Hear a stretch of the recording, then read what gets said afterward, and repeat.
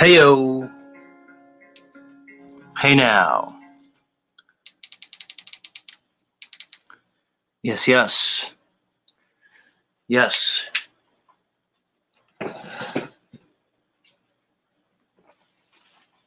Heyo. Okay.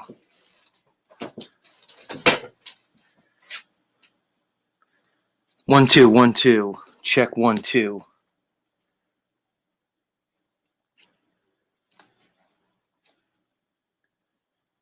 How we looking? How we sounding? Are we live? We're live. We're live, folks. Everybody settle in. Settle in, folks. No need to panic. It's just a little thing called life. That's it. Nothing more, nothing less. That's all. Can we find resolution? Can we find sanity?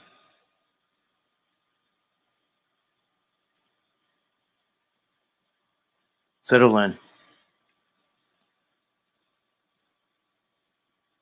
We're getting started here. Have we started yet?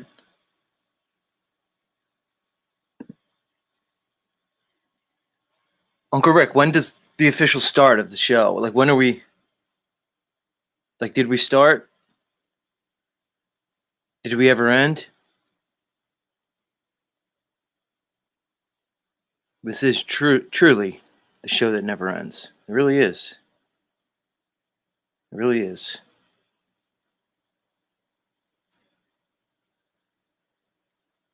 Yeah, Jackie Fox. It's just life. It's just life.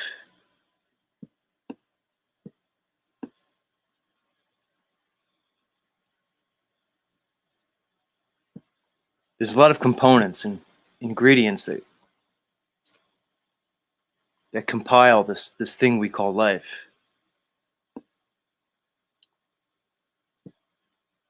It doesn't need to be a steady bliss state. Where's the growth in that? There's ebbs and flows. There's cycles. Cycles within cycles. Wheels within wheels. Spinning and churning.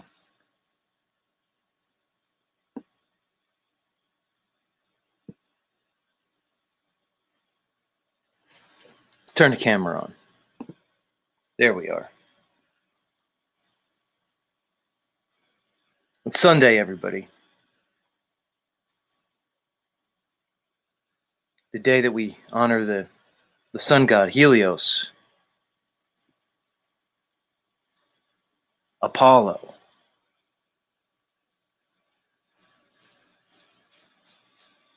Sunday. They didn't just create a day around the sun. They created a whole cosmology around the sun. They created a whole model for you. They just placed the sun in the center of everything. Why? I don't know. Maybe they did it for fun. Maybe it's just a big cosmic joke that they're just playing on all of us. And people will say, who's they? Who's they?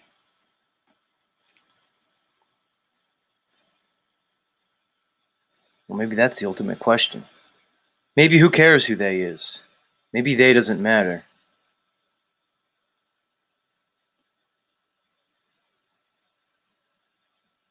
Who's here? Settle in. We don't have to do it all at once. We could restrain ourselves a bit. Dean Kendall's here. Good to see you, Dean. Good to see you. We were talking about you yesterday, Dean. I was wondering if, or I was conjecturing that you live in some type of seaside tin shack, like on a pier somewhere. But our friend Christos came in, and he assured us that, indeed, you have a nice little spread there. That you're not just living in some kind of like makeshift structure. That you have like a fully functioning space, so to speak. But he did confirm that you indeed do live by the sea,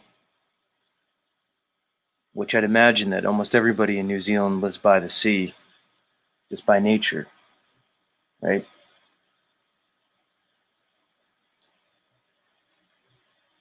Excuse me while I get my equipment set up here. We don't have a big operation here. It's kind of a one-man show. It's kind of a one-man thing here. Anyway. So yeah, we're here on Sunday. When I first started doing my show, they were all Sunday shows, but I would do them like at noon.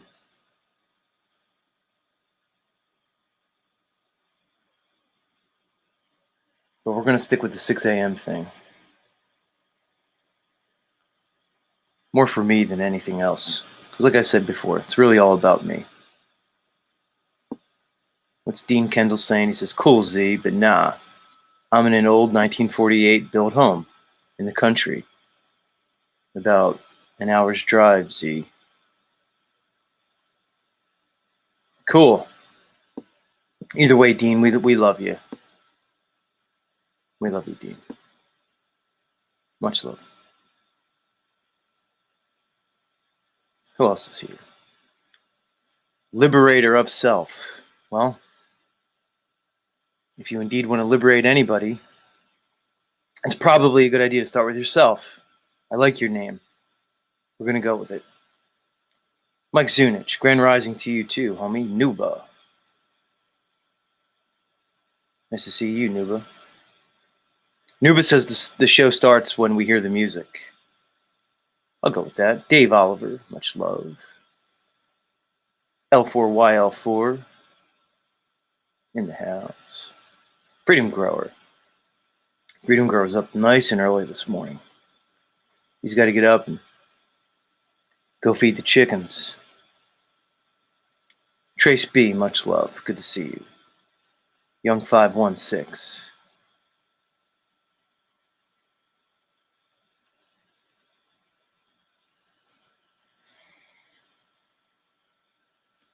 But yeah, Sunday.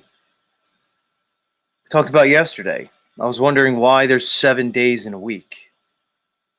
Somebody pointed it out to me that there's 7 days in a week because we can look at the 28-day moon cycle, which makes sense to me.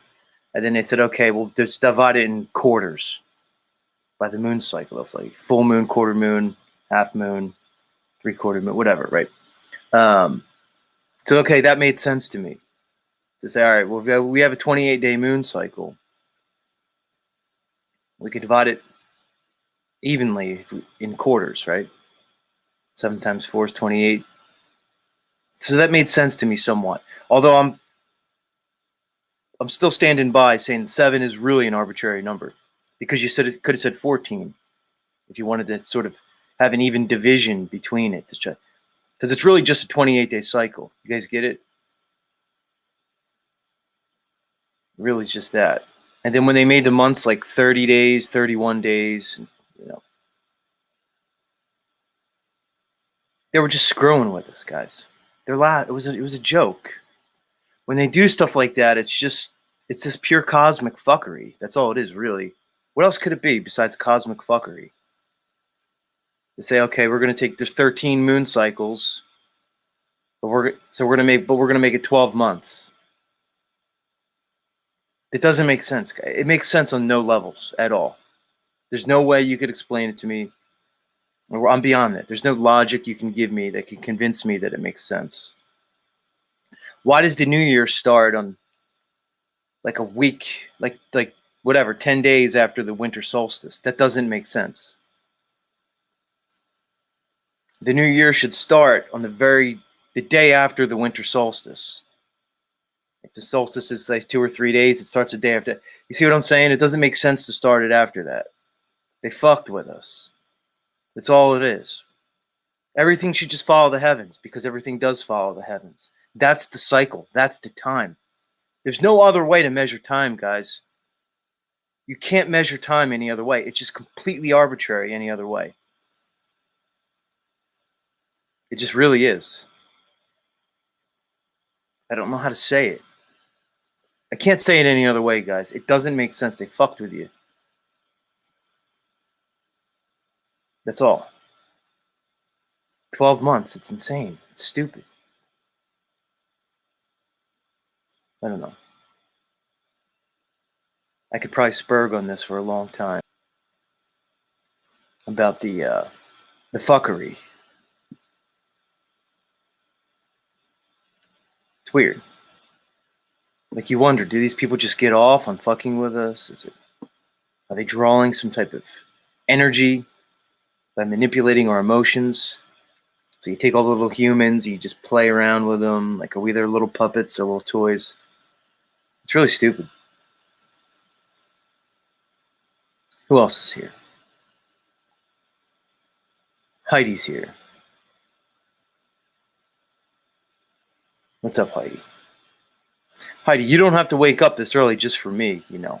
I mean, I love having you here, but you don't have to do this for little old me. I do realize it is Sunday, for what it's worth. But it's good to see you anyway. Rob Cleveland says the show starts when he shows up.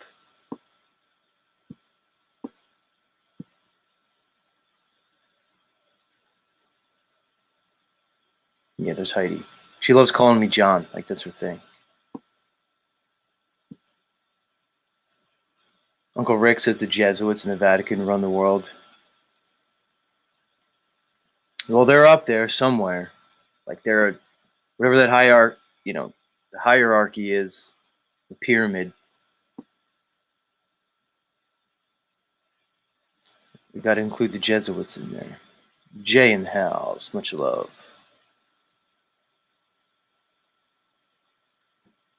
Much love. So, I was watching the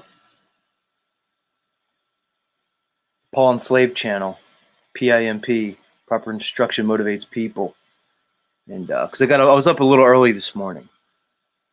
I just woke up like earlier than usual. And I put on Paul's channel. And I just got to say, top of his game, really. I listened to him going like a 30-minute rant where he was just ripping on the Laguna creature, whatever that girl's name is. I don't even want to give her any shine here. Lauren Laguna. And he was just basically laying it out for like 30 minutes straight. And it was just 30 minutes of like unadulterated, like a ray, like a powerful truth ray. I don't know, like a fucking DARPA controlled laser of just like, it was fascinating. Paul, if you hear this, you're in a league of your own, dude. I'm just gonna say it. Paul's in a league of his own. Somebody try to disagree with me. I'd like to hear it because you'd be wrong. So I just had to say it because when you recognize true talent, you could either be a hater or you could just be authentic with it.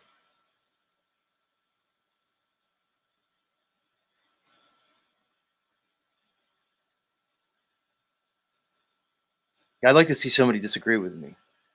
You'd be hard pressed to do so.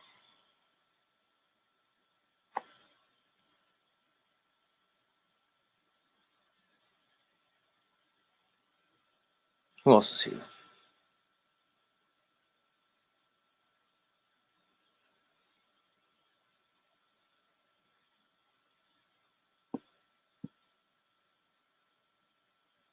Dean says we are almost at the shortest day, Divine Spirit. Right.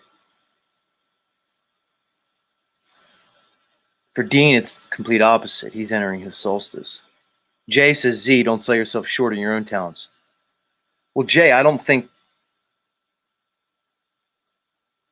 giving somebody else their flowers and just really pointing out objective reality would be selling myself short. But I appreciate the sentiment, Jay. I appreciate it. But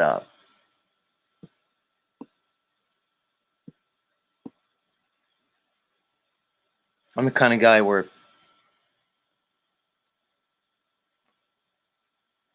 anyway. But thanks, Jay. Thanks, Jay. Three fingers in the house. Right on. Freedom Girl says Paul is genius and one of a kind. Right. It just is what it is. You don't have to trash people. Like by putting, what's the expression, the trope? That putting somebody else's light out doesn't make your shine brighter. Now, there's a perception that it's shining brighter, but it's really not. See, I can go into this, but it might get a little loquacious. Is that a word? Did I use that word right there? Anyway. My point is that if there's two candles in a room and you put one of them out, it's going to appear that that other one is shining brighter in relation, but it's not. It's still, you see what I mean, guys? I don't know. Why do I try sometimes?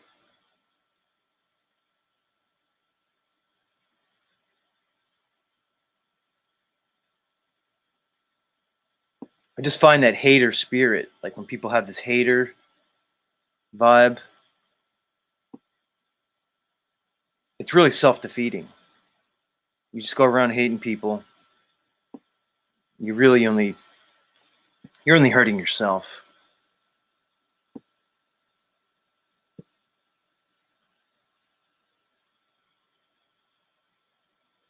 What the fuck is Heidi saying? She says, John, would you be interested in hearing a guy that channels the Z? I'm not sure what Heidi's saying. Who knows? Josh R35 in the house. Yeah, Josh is agreeing with me. Moose in the house. Moose is advocating that people hit the like button. Thank you, Moose. Like and share the show, guys. Don't keep it your own little secret, you know. We don't all need to be the little special boys and girls. Oh, we found the Z show. We found Paulie Enslaved. It's our little special thing. We're going to keep it to ourselves. We don't want our friends and family to know what we're tapping into. Get over yourselves, everybody. It's not about that. But thanks, Moose. It's a long game, Moose. It's an ebb and flow. They come and go. What else can we do but just try to settle into ourself, our own consciousness, our own beingness, so to speak, and just play with the ether? There's no need to push. You don't have to push things, guys. It's just going to lead to resistance. There's enough resistance. You're going to have enough resistance just in the very nature of existence, right? Of beingness. There's always going to be just a resistance there. So why do you need to create your own mental, psychic, cognitive, spiritual, and emotional resistance? You're really just working against yourself at that point. Really. And then you become your own enemy. There's no need for that. Special K in the house. Good to see you.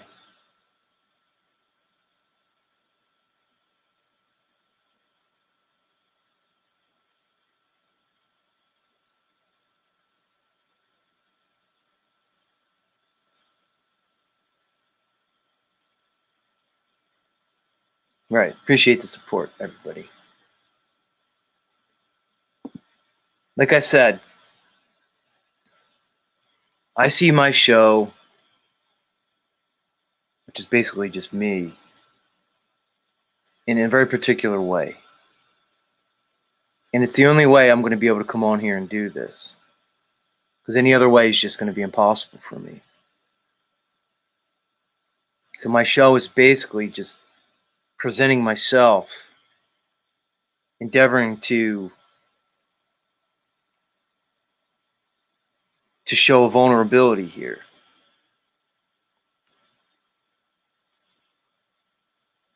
And a courage, And through the process, maybe facilitate an experience.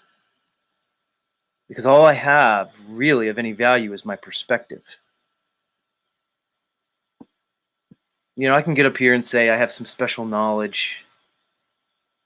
I could portray myself as the special boy, the secret king, the little prince. I could explore my ego in so many ways, but in the end, that's just inauthentic to me. I'd rather just say to you, I can offer you my perspective. I could lay it out for you. I could present it. Present my wares, my baubles, so to speak.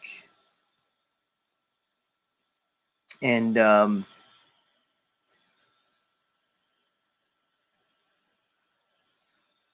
let you all decide if there's value in that.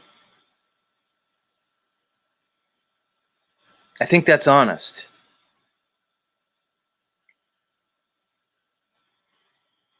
On yesterday's stream, a guy came on and he said, sort of like, where's the truth? What's your truth? Lay it out for me. Like I'm supposed to have my truth all categorized neatly, labeled on a shelf. And again, to me, that's insincere and unauthentic if I were to present that. I like to think of it more as a discovery process, a fluid process where we can conceptualize that there is a truth that exists in the ideal and the abstract. And that through a process of creation, process of submission, process of humility, that we could in some way discover the truth. We could participate in a creative process where we can in some way divine some aspect of an ultimate truth.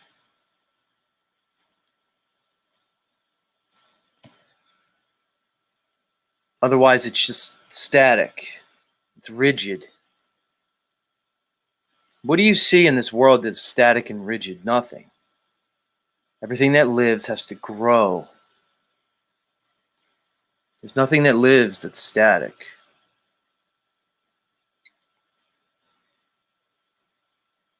Who else is here? Sly Shy in the house. Good to see you, Sly Shy. Sly Shy was a good sport yesterday. Special K. What's up with you, Special K? I'm looking at your avatar, that little pouty face, come hither look that you give in your picture with your kind of peeking over your glasses.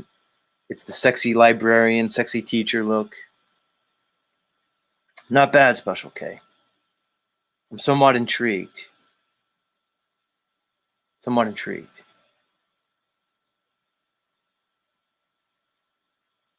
Yeah, Rob Cleveland's got the hard eyes going for you, Special K. I don't know why, Rob. I just zoned in on Special K today. Like, she's been around for some time, but she's leaving something to the imagination there. And right now I'm allowing my imagination to sort of run away with itself.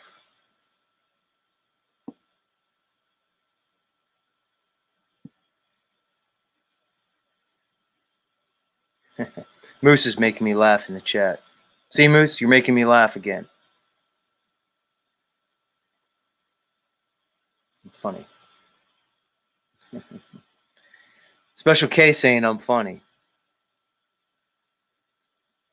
It may be funny, Special K, but I'm also being serious. I better rein it in.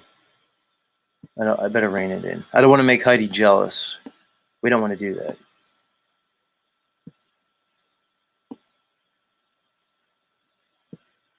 Now here's Jay coming out.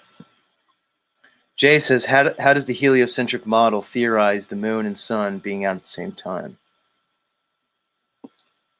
Right, Jay. None of it makes sense. None of it. It's just fuckery, guys. It's cosmic fuckery. Glyph in the house. Buongiorno, Glyph. Welcome back to the show that never ends.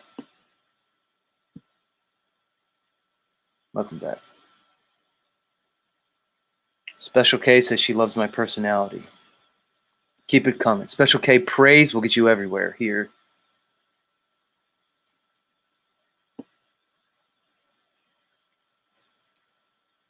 Heidi, calm down. No need to be jealous. The spotlight doesn't always have to be on you, Heidi. I mean, a little bit of jealousy's a good thing, Heidi. It keeps the wheels turning, keeps us motivated.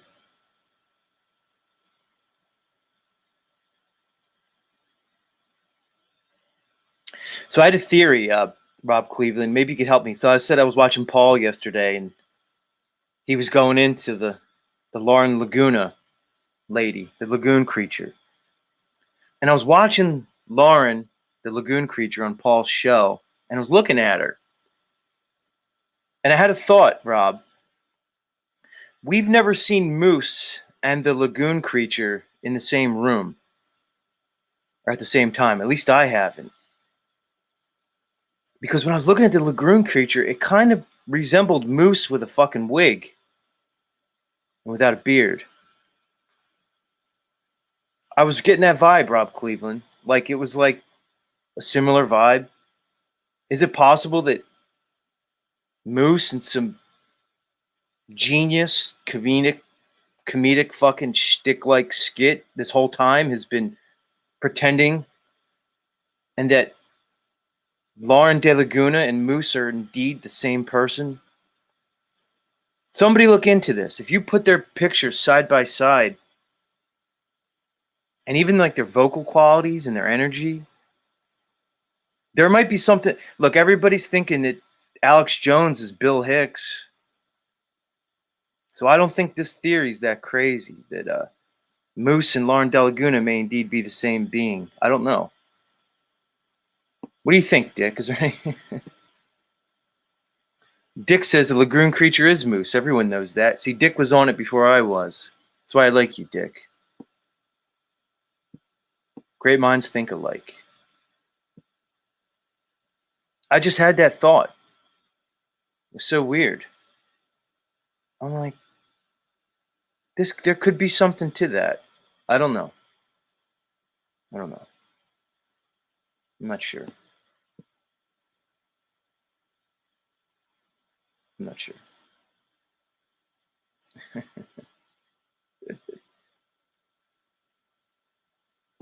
Yeah, I know. We're being silly here. We're being silly here. De Laguna, if you see this, there's aspects to you that are in some way could be considered sexy and erotic. But I could say that about almost any woman that I come across. You know, at least the vast majority. So if I look at you, Lauren, through a certain lens, just through a purely, like if I just conceive you, like I could just conceive you as almost like a human real doll, where I can get past all, like, you know, like I could just look at you in a purely physical way and just get past your personality, all of your demon-like qualities that you have. I could see you in a certain light as sexual and erotic. Like, I can go there, I can play with that. But as I do so, it evokes emotions of shame within me. It's like a shameful process. Like, I could imagine if you and I participated in any type of sexual experience, it'd probably be like a step back in my life. I'd probably be like regressing, to a place that I'm not really interested in exploring again. So I can go there. I can, participate in a sort of thought journey where you and I have some type of erotic sexual experience, but it's fraught with like really feelings of, again, shame, inadequacy, and otherwise within me. But to be completely honest, there it is. I'll lay it out for you. But yeah, is Lauren De Laguna, are Lauren and Moose the same person? I'm just asking, putting it out there. Very strange. Very strange. Who else is here? Fire Drake in the house. Good to see you, Fire Drake. Welcome. Vancy, much love. Good to see you.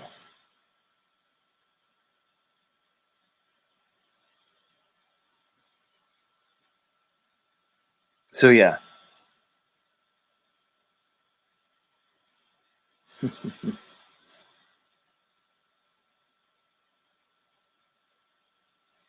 Benton's here. What's up, Benton? Benton came up yesterday on the broadcast here. We were wondering, Benton, if indeed in some way if you were possibly a shape-shifting reptilian. It was brought up.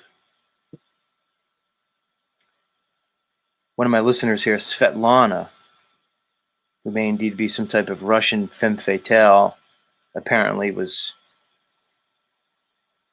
claiming that Benton apparently is some type of reptilian shapeshifter. Apparently she had some type of transcendental DMT experience, and she was in some way enlightened with this message that she says she's conveying that Benton's a reptilian. So Benton says Svetlana has a personality disorder. Benton, that's just something a reptilian would say. I don't know. It's exactly what a reptilian would say.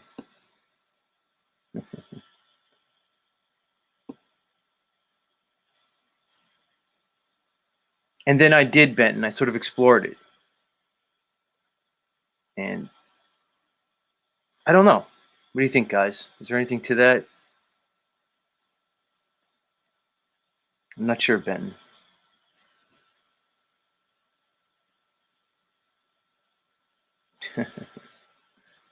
He says busted.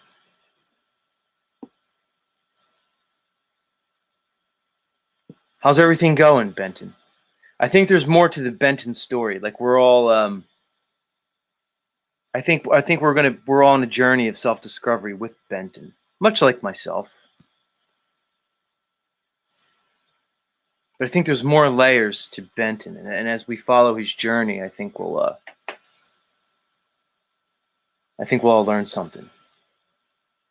Not only about him, but about ourselves.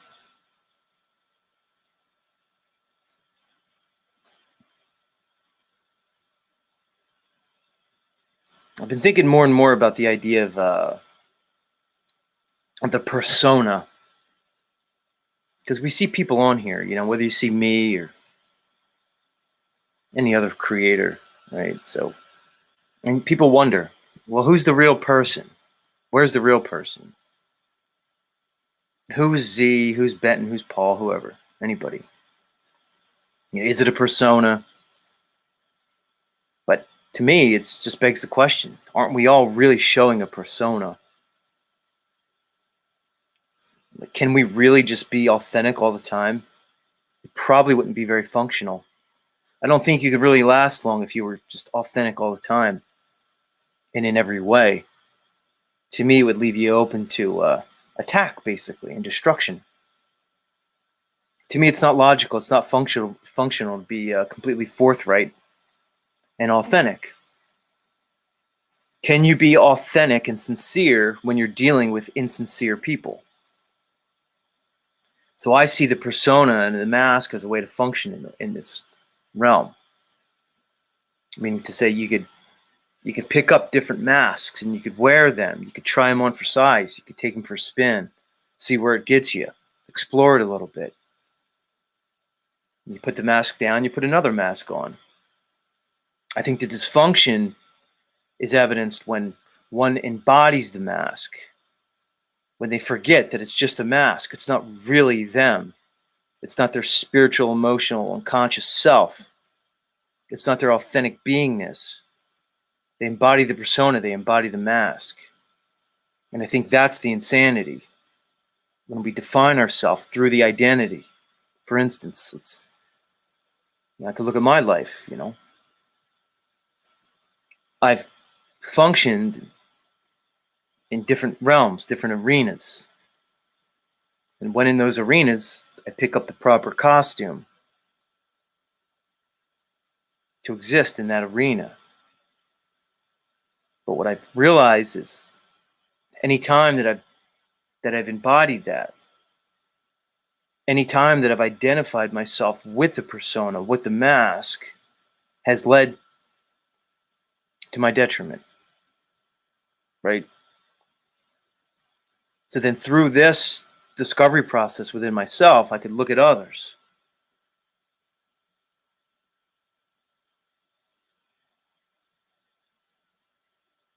And I could see the same scenarios playing out. And then now you're the identity, you're the mask. If we look into personality disorders, whether we look into antisocial personality disorder, narcissism,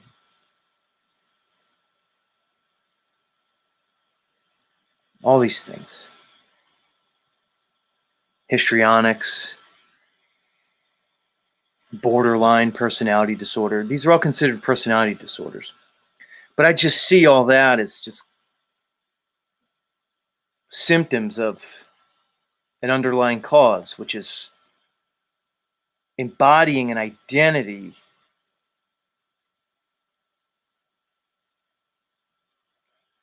and defining yourself through the identity, because your true self then becomes obscured and hidden. And then you're lost to yourself.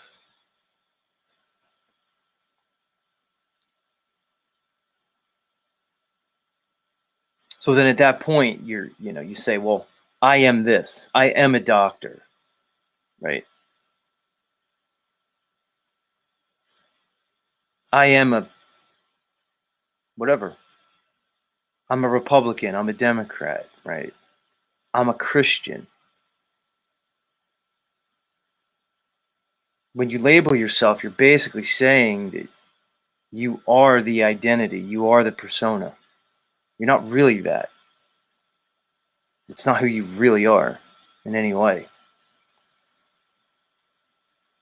It seems to me that this whole cult of culture, this society, does everything it can to get you to forget yourself and to embrace the identity that it is creating for you, for whatever nefarious purpose it has. Melodome in the house. I get done at 9 o'clock, guys. Melodome is going to be on at 9. It's a perfect segue. Check out Awesome Austin in the Melodome this morning, 9 o'clock. It used to be Wake and Bake, but it's not Wake and Bake anymore. Because we're all growing, we're moving beyond it. Maybe Austin doesn't want to wake and bake. Maybe he does. But he doesn't have to define himself by the wake and bake. I don't know, Austin. I don't want to project on you, but I'm just going with the flow here.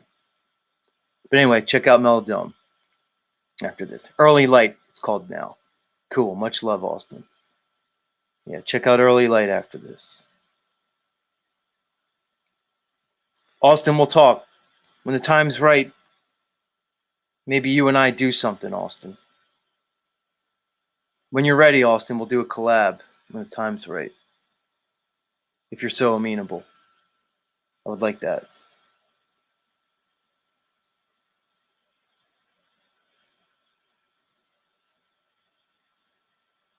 Who else is here?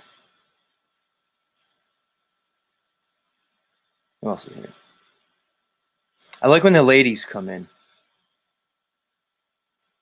I like that. It helps with my ego just to see like the ladies, the faces in here. Because, there's a common understanding that this truthiverse, for whatever it is like a male dominated space. And it is for the most part. But we can't forget there's all types here. There's plenty of ladies here for whatever reason. But I like that they're here. So just tell all the ladies to come here. That's so I can indulge in my ego. Like I said, this is a me thing. The only way I can come on and do this is if I just totally explore all the deep, dark recesses of my consciousness.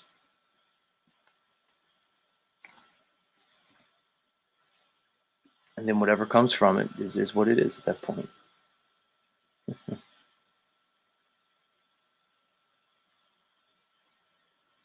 Much love, Dean Kendall. See you later. Love having you here, Dean.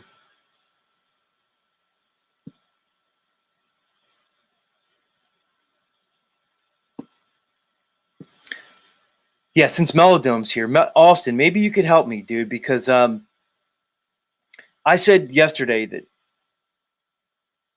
I'm not broadcasting just to the known realms, that I'm broadcasting out to the outer realms, to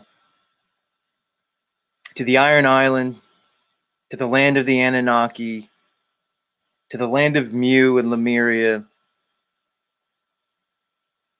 to the Hyperboreans. This broadcast is not only for the quote-unquote earthlings, but all of the different creatures, beings, and entities within the realm.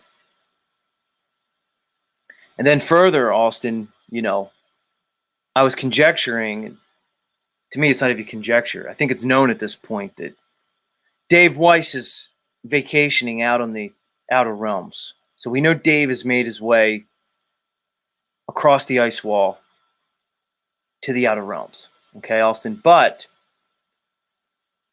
we know eventually there's going to be, somebody's going to come up, whether it's Sovereign here or one of these other fine members of the community. They're going to build an airship and we're going to head out. We're going to take it out to the outer lands. Here's the question, Austin.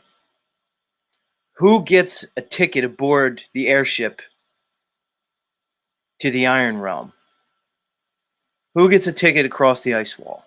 Now, we've already said that Martin Liedtke, he's going to captain the airship to the outer realms. There's nobody else who can captain that ship except Martin Liedtke. But we're trying to decide, Austin, who gets a ticket aboard the airship to the outer realms. Now, Austin, I think you're on it. You've earned your way. You and your lovely wife and your family. You guys all have a ticket aboard the airship. Right? Austin Whitsitt, his lovely wife, Kai, and their child, they made it aboard. They're on the airship to the outer realms. But who else gets a ticket on the airship? I know I'm on the airship. And as I said, I think one of the only reasons that I'm on here doing this is to make sure I secure and maintain that ticket. But I need to know who else is on the airship. Because more and more, I'm realizing that, the ones who are actually deserving may be far and few between.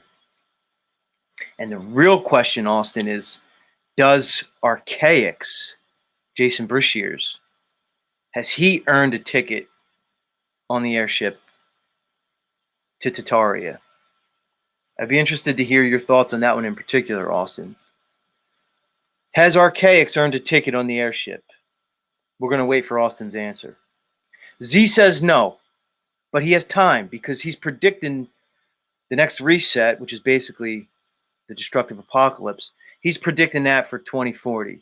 So he has like 17 years to earn his ticket. But I'm saying right now, archaics, you're out of luck. No ticket for archaics. I don't know. Maybe the rest of the chat wants to weigh in. Freedom Grower says he's selling bootleg tickets to Martin's Ark ship if anyone's interested. Good for you, Dick. You might as well get in on the action. You know. Archaics, sorry. No ticket for you. I don't know. Yeah, Glyph wants in. Fire Drake says Archaics thinks he's a special messiah. Well, Fire Drake, you said it, not me. But I don't know, Archaics. I mean, I said I'm all down for the truth or grift. You know, I'm on board for the truth or grift. I get it. Like I said, I'd rather be a truth grifter than a Christian grifter. You know, so Archaics, hat tip to you. You got the truth or grift going. But you know, I'm not sure that's going to earn you a ticket. All right, looks like Austin's weighing in. Austin says no. Appreciate that, Austin. Because Austin, see, you could have rode the fence, you could have been political and wishy-washy, but you came out and you said no. Right. Appreciate that. You see, Archaics, you may have the listeners, you may have the subs, you may have the fiat, and you have a lot of knowledge, dude, but we here in this community, and I don't mean just this channel, but I mean the Trutherverse, writ large, we've elevated ourselves, you know, at least in our collective imaginations, to be the arbiters, right? And the vote's in, dude. That you're not on the airship. There's no way, dude. There's no way. It's just not going to happen. Anyway. But like I said, I mean, we have till 2040. So thank you, Archaics, for letting us know that we all have at least some amount of time. Which is interesting, guys.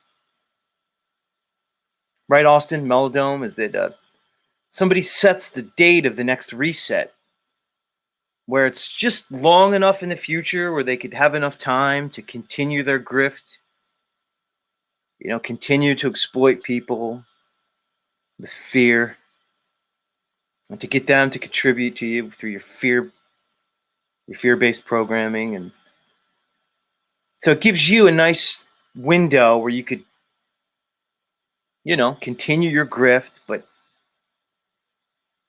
it's not long enough out where people aren't going to worry about it. You picked a good year of 2040 because it's soon enough that we could all still be really scared, Archaics. We could, you know, we could be fearful about your reset, but at the same time, you pushed it out long enough where you could, you know, make a bunch of money off your grift. Much love, though. Austin, I went a little deeper into that. Like, I didn't want to hit him so hard on that, but I don't know. It just kind of came out a little bit. But Archaics, I do enjoy your collaboration with Martin. I enjoy it. I like a good collaboration, but Archaics, you are no Martin. Dick, why did I go there this morning? Why did I just kind of, you know, like I was just kind of letting it flow, and then it took me to some vitriolic place, you know? Maybe I needed to explore that about myself.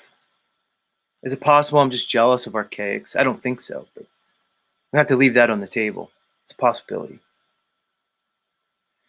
Right, Austin said I heard Martin is in the States. I was going to message Martin and say, I think he's in Texas, Austin.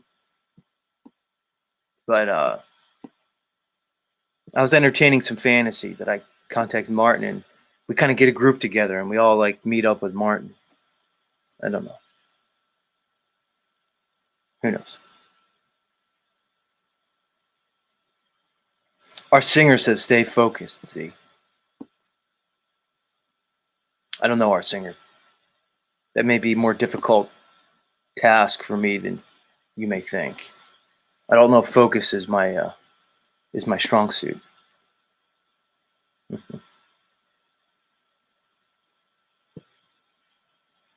Who else is here? Harvey Briggs in the house. Much love, Harvey Briggs. Welcome. Welcome, welcome.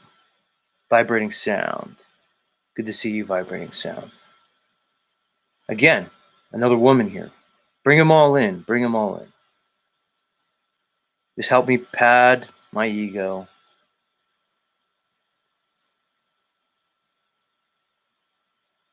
Why not?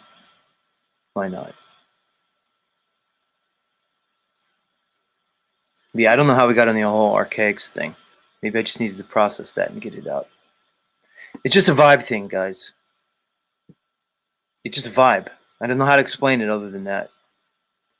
I don't think there's anything else to discern from people other than their vibe. Everything else is just it's probably just a projection or some type of like an illusory conjecture. It just really has to be. It's just about the vibe. It's an energy thing.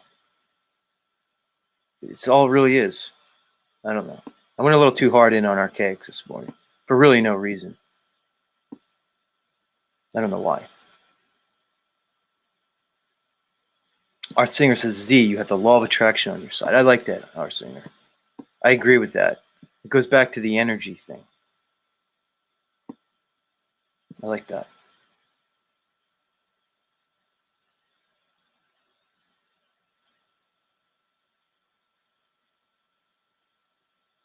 Who else is here?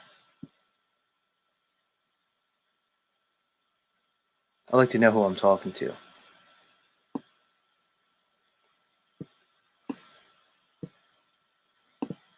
Sometimes it's fascinating for me just to kind of imagine, like, as I come on here and I do this, imagine like the people who just listen but really never make their presence known. Um, and you could just, it's fun for me to just play a little thought experiment. You think who they may be, where they are, what they're up to. You know, I picture me when I was in a certain stage in my journey, and you know, tuning into particular creators, and you know, I remember my experience. You know, those little moments you have where you discover something within yourself. I've talked about before about my, you know, when I had my flat Earth awakening moment, and it really happened to me it's like a flash. You know, I had heard about the topic, but it took me 2 years, and then one day, believe it or not, I was listening to Owen Benjamin. A lot of us know Owen. Either currently listen to him. We heard Owen, and I'm pretty sure almost everybody here knows who Owen Benjamin is. Maybe not. Shout out to Owen Benjamin. But I was listening to him one day, and he just said something about how stupid the whole heliocentric thing is, and it just hit me in that moment. But it had taken those 2 years of just kind of exploring, being open to the information.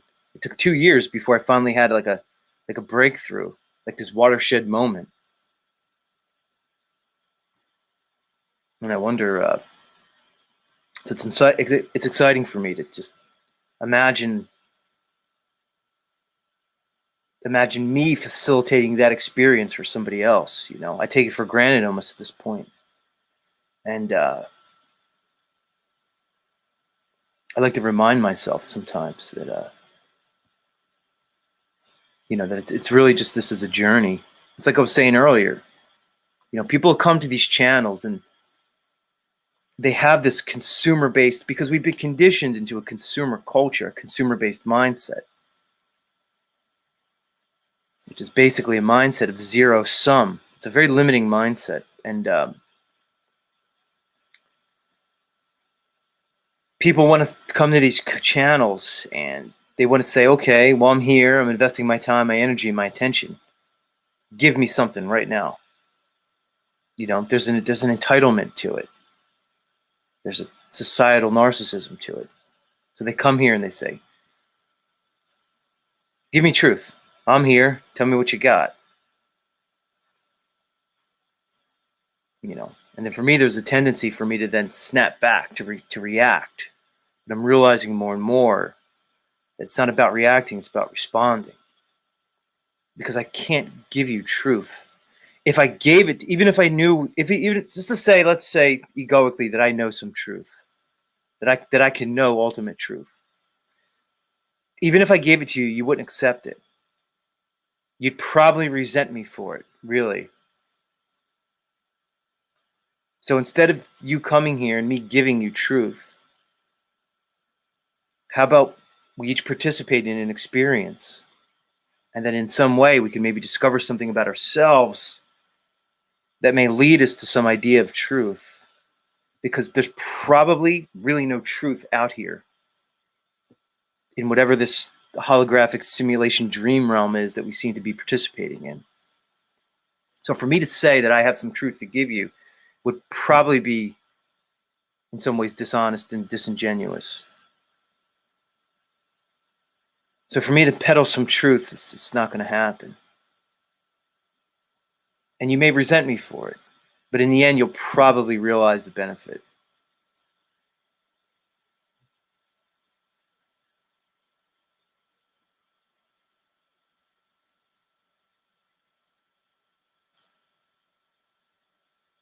Because I do think truth exists in the ideal, in the abstract. But in this world that seems to be more like an illusion than anything else, how could there be truth? Are there any truths outside the gates of Eden? Once you leave Eden, metaphorically speaking, where is there truth? More and more, it just appears to be a fallen realm, a fallen state that we're in. How could there be truth in a fallen state, in a fallen realm? In a realm where we seem to have been split into male and female, disjointed, right? Has some entity or overarching, say, archetype or archon, fallen spirit, has something for whatever reason split our consciousness up so that now we're just forever here in this realm looking to put ourselves back together?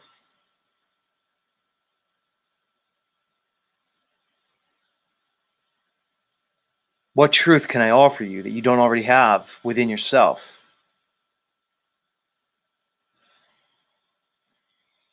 So I do think truth exists, again, in the ideal and the abstract, but in this world of shadows and dust, to think that you or anybody else is going to be able to give you some fundamental ultimate truth is you know, it's a bit sophomoric and really immature.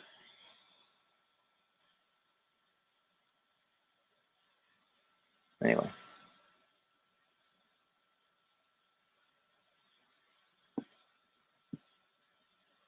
Freedom Grow, man, you're up early, dude. Alex Tilburg coming in from France. Bearsworth in the house. There's a bear. See, I was talking about Owen, and a bear shows up. The bears are still around. A lot of the bears kept their name. Even like it's a testament to the power of the bears.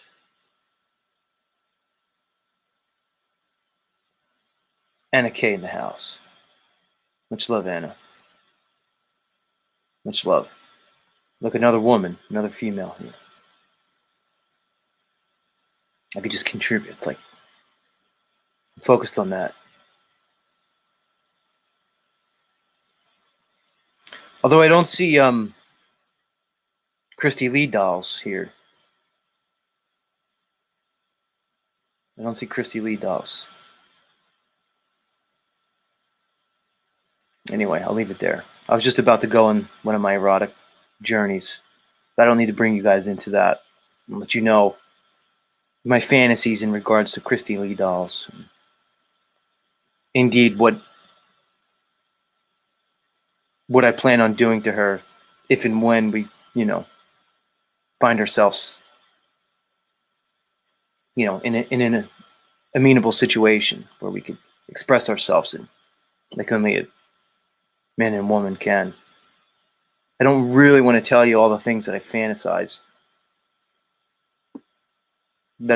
doing to Christy Lee dolls. Because when I think of Christy Lee dolls, it's more of like, it's less of us engaging in some type of collective energy exchange. It's just more of me using her for my own sexual perversions, just letting her kind of just experience that. It's less of a give and take. It's just more of me just, anyway. Anna Kay says we're all ears. Calm down, Anna. Calm down. Calm down. Let me back up a little bit. I don't need to go there. We can all take a breath. QB in the house. Much love. Yeah, see, Dr. Evels wants me to stop. Fair enough, Dr. Evels. I know it's a little too early in the morning for all that. I'll wind it back in.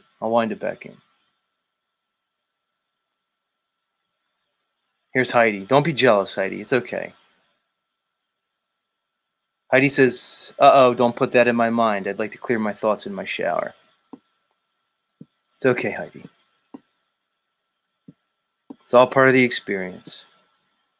All of it. I know. Uncle Rick's telling me to ease up a little bit. I'm going to take your advice, Uncle Rick. We'll leave it there.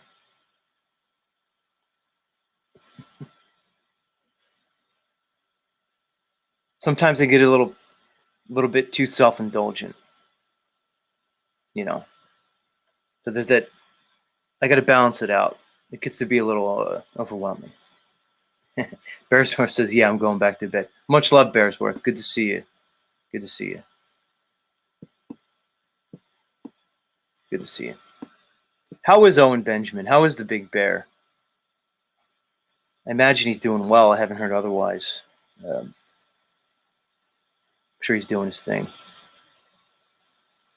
But yeah, it was, of all people, Owen Benjamin, like, he was the catalyst to my flat earth breakthrough. He pointed out the absurdity of the earth orbiting the sun in an elliptical pattern, even more so in like an oblong ellipse. And I guess an ellipse implies some type of oblong like shape to it, I guess. So, and how that would imply acceleration and deceleration, which we would of course feel, which seems simple now in retrospect, but for whatever reason, that was the thing that pushed me over the edge. And I realized that the whole model is just a complete absurdity. It's funny how things happen, Bearsworth says, if anything, I feel sorry for Jimba. If anything, I feel sorry for Jimba. Nice one, Bearsworth. Anson Howard in the house. Much love.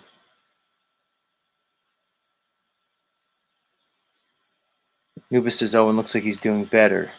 He's streaming outside at the moment, doing well. What do you mean doing better, Nuba? Was like there a problem with Owen that I don't know about?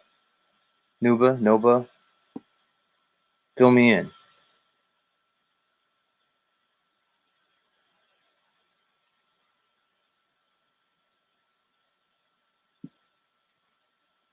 About Owen, anyway.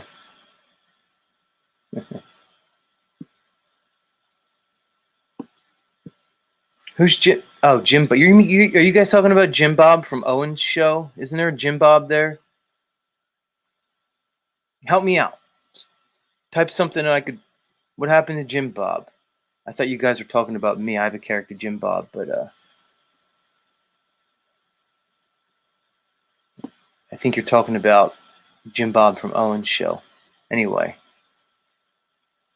Nuba says he put on weight.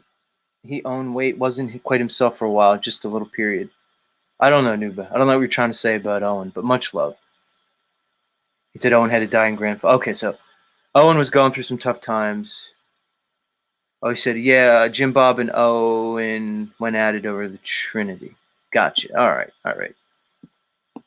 Shout out to the Big Bear. Shout out to the Big Bear. Much love. Much love.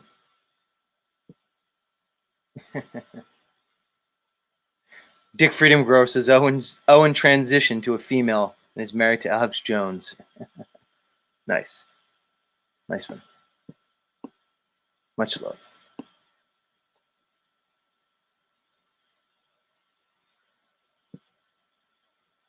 We're now in 15 minutes in.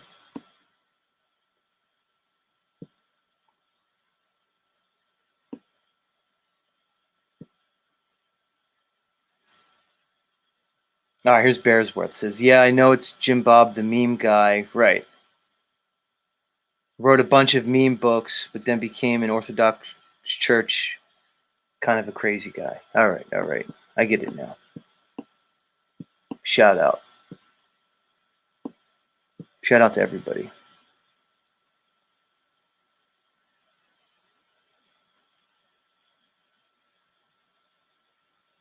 Shout out to all the truth seekers. All right, so we're now in 15 minutes in. It's the part where I usually put the invite in the chat.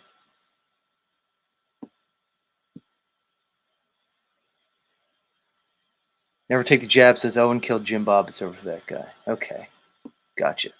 Interesting. I didn't realize how many people were still up in the whole in the Owen Benjamin world. There's more people here than I thought that still engaged with the whole Owen thing. I remember when Owen got basically got completely deplatformed, not only from YouTube but from everything. And I remember that, which sucks because I guess I'm like one of those people that like didn't follow him to some new platform, but I just that's how things go, I guess. But just one day, like he's on here, just kind of like me or any of these content creators, and he had a lot of juice going. It was right around the time of the adpocalypse bullshit. I don't remember it might have been around like 2017, 2018 ish, where Owen just got completely 86th right off all these major platforms, including YouTube. And the interesting thing is, to my recollection, at least in this sort of truthiverse, it seemed to be just him. Like it's like they just specifically went after him. So in my book, that gives him a lot of street cred.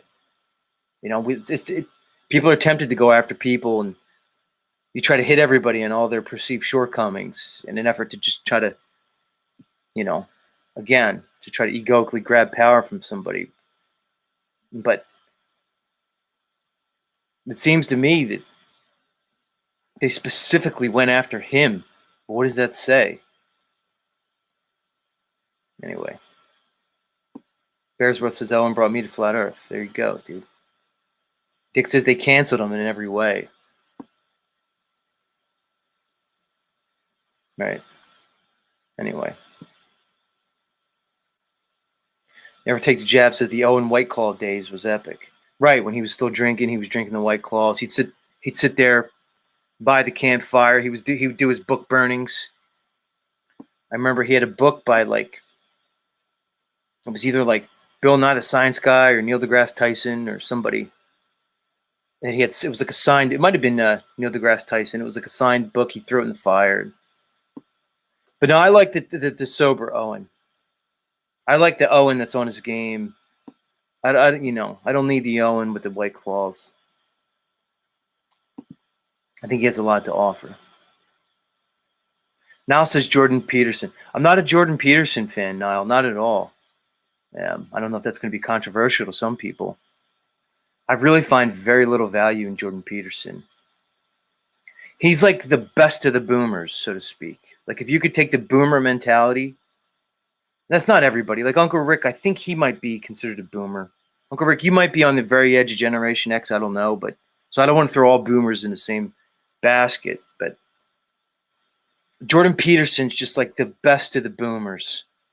He's like when you take that limited mindset that he has on reality, that very closed, the very sort of like narrow paradigm that Jordan Peterson sees this reality through. He does well with his very, very limited paradigm.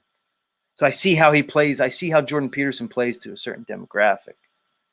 But other than that, Niall, I personally see very little value in Jordan Peterson. Very little. To me, Jordan Peterson is just a stepping stone on this truth journey.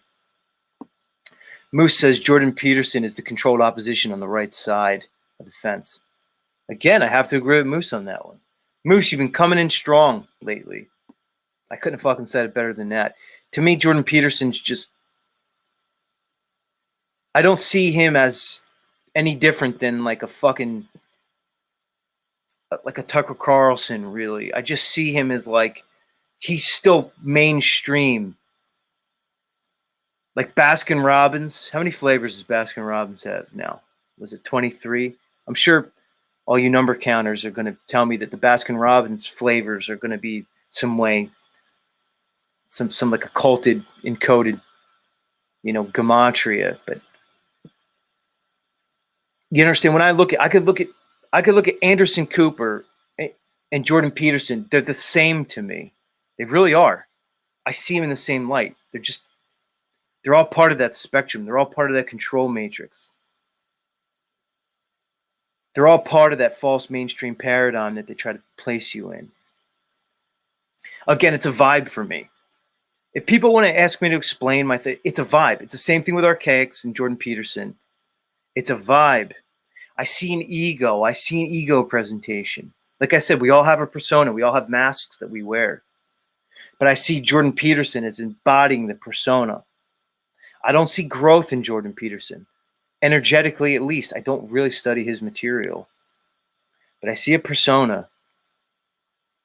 Anyway. Much love, Jordan Peterson. No hate. Razvan in the house. Much love, Razvan. Much love. But yeah, the Jordan, it's like what I want to be in.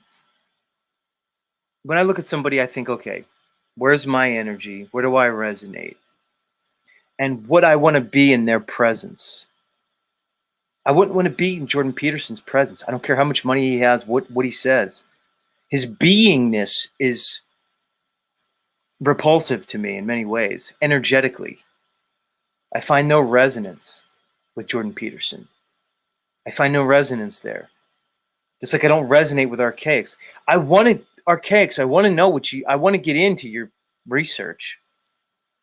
I've tried with Archaics. I've tried to sit there and just take his information for where it is. But his energy is such that I can't tap into it. So, by nature, I, in some way, view the information as less credible. And that could be a shortcoming on my part. I don't know. But it's just where I am. Bearsworth says Vox. If you mean Vox, the guy who's the guy who Owen was linked up with for a while, I don't know if he still is. I don't vibe with Vox either. I don't vibe with Vox, not at all. I just don't. I just go with who I vibe with. I don't vibe with Joe Rogan, not at all. I'll vibe with a guy who has 10 subscribers more than these people. I really will. That's why I love Paul. Paulie boy. I vibe with Paul. I vibe with certain people. That's it. Like I vibe with like a Dick Freedom grower. As far as these big, huge content creators, I vibe with Liedke. I vibe with Dave Weiss. There's a lot of people out there, like our friend Wobbly Boost, who's here on the channel, who I love. Wobbly Boost has a certain idea of Dave Weiss that he doesn't like. But I like Dave Weiss. I vibe with him. I don't see what other people claim to see in Dave Weiss. I see a genuine presentation. I see an energy to him that's my intuition tells me that Dave Weiss is legit. I don't see a Jew shuckster persona. I don't see like a, I don't see that like Jewy archetype that you're going to want to present to me. Why? Because the guy makes a few shekels? Why shouldn't he? He's dedicating his energy, his attention, his time into this endeavor. Should he not be in some way receiving value through his beingness? I don't know. Anyway, shout out to Dave Weiss. Talk to me, Dave.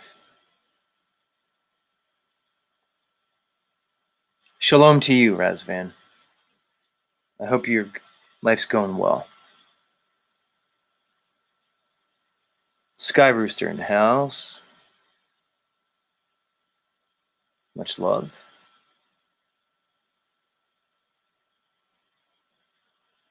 Bearsworth says Marty and Archaic teaming up is interesting. I agree. The collaboration, I think, is valuable. I think they can each benefit from it, and we could all benefit from the process. But Lidka's anyway. I'll leave it there. Sky Rooster says, enjoying your comeback. Sky Rooster, in the words of the great and immortal early 90s rapper LL Cool J. Shout out to LL Cool J. Long live LL Cool J, Sky Rooster. As you say, you're enjoying my comeback. Don't call it a comeback. I've been here for years, Sky Rooster. It ain't a comeback. It just is. It's a state of beingness.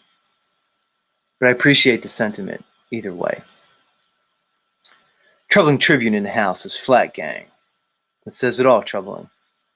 Troubling, I don't know if you heard, I was espousing the virtues of Dave Weiss. Because there's a lot of haters, man. People come to me and say, okay, Dave Weiss, FE Corp. Apparently there's some trademark corporation called FE Corporation that Dave, apparently Karen B, and Mark Sargent have gotten behind. And, okay, fine. So they've established a corporate straw man so they can function in this Luciferian fallen world that we live in. So what? Yeah, like Tribune says, haters gonna hate. So what? I just say, and? All right. That doesn't take away from their message. It doesn't take away from what they stand on and what they represent. Again, use your discernment. I'm not saying I'm right. But my discernment tells me Dave Weiss is legit. That's it. It doesn't have to go any further than that. I don't have to agree with Dave Weiss's presentation. I wouldn't present like Dave Weiss. When I discourse and dialogue with globies and anti-flat earthers, I take a particular approach. I take a very didactic approach. To me, it's about logical. It's an illogical approach. I place the burden on them because the burden is on them.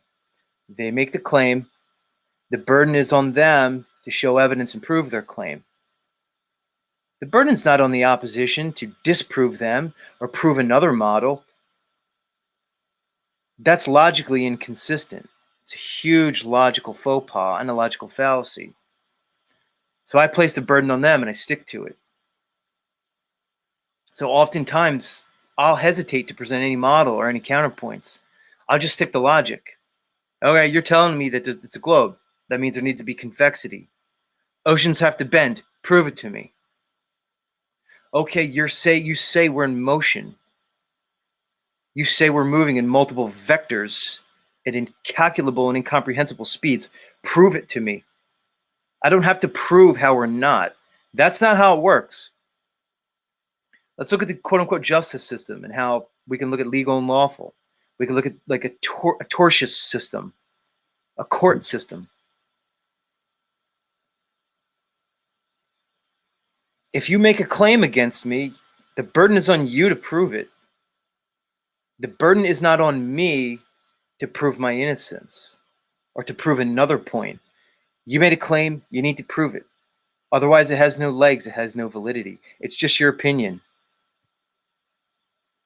Again, like I said, I don't think that there's really any other way to divine or to seek or to approach any concept of truth in this realm without certain standards, certain fundamental principles and standards to guide us. And to me, primary amongst those are logic, reasoning, and objectivity. That's it. I don't see anything else. Everything must be held to those standards, whether it's an idea, a theory, a religion, or otherwise. There's nothing outside of that. Anyway.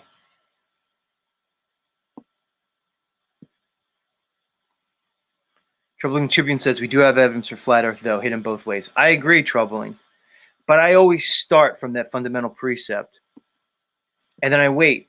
Because if they could start to concede, if they can start to concede certain points and certain understandings, if they can concede that they're really arguing from a belief system,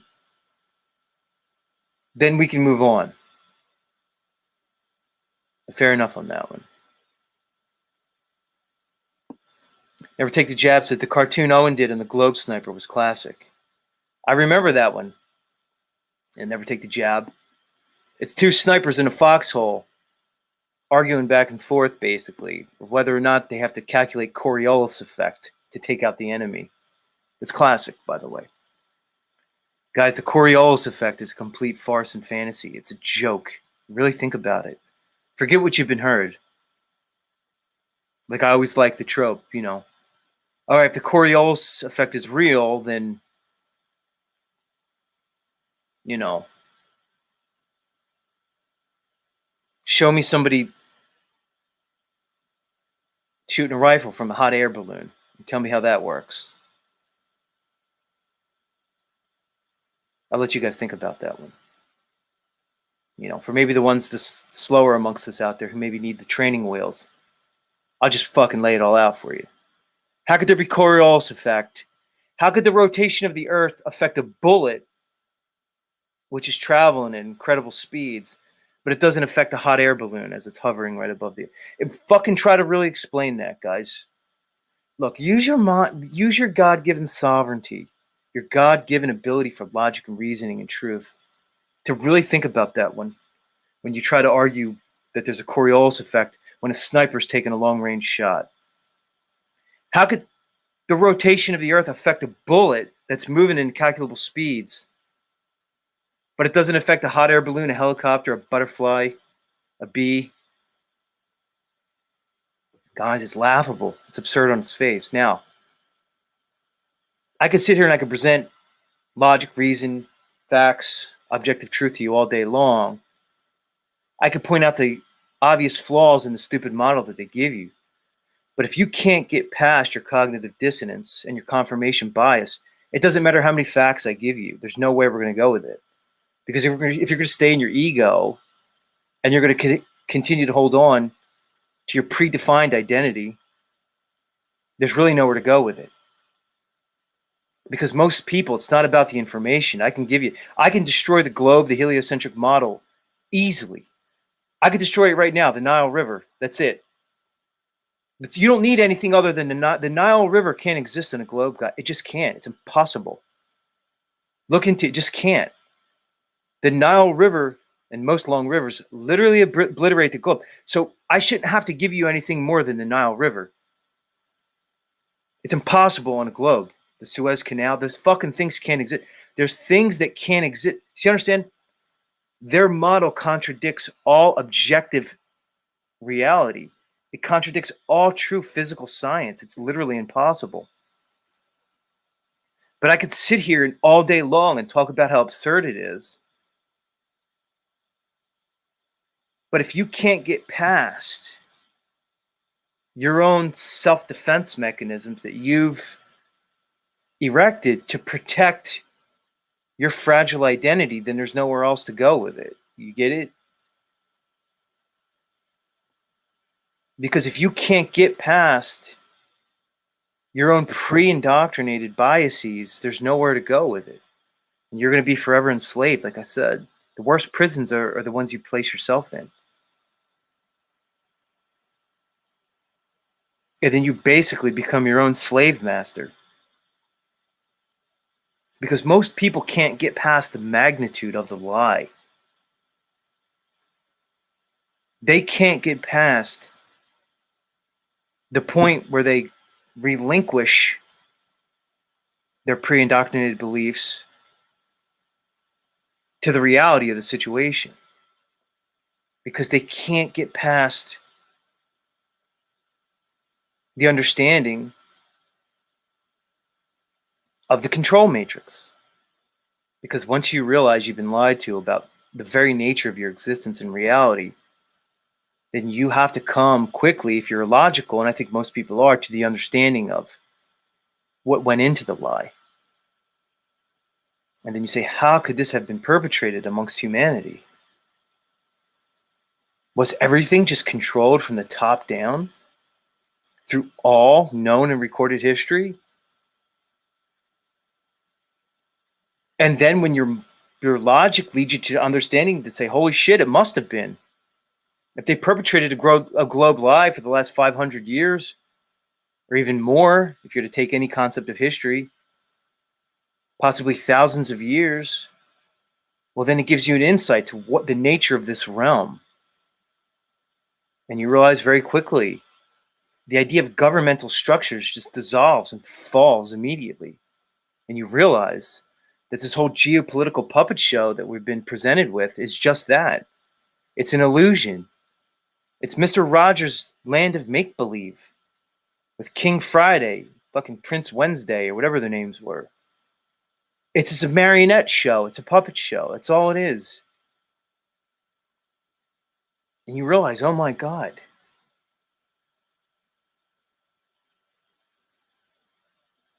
So can you face the uncertainty? Can you face the fear that comes along with that understanding that things aren't things aren't how they've been presented to you, not in any way whatsoever? Are you bold enough? Are you courageous enough to relinquish control?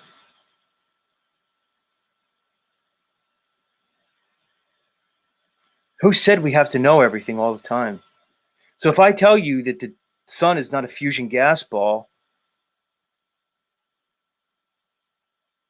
that it's basically almost, between 800 and 900,000 miles in diameter, that exists 93 million miles away in an impossible space vacuum. If I tell you the sun's not that, then why do I have to give you what it is? Is it okay just to say we don't know?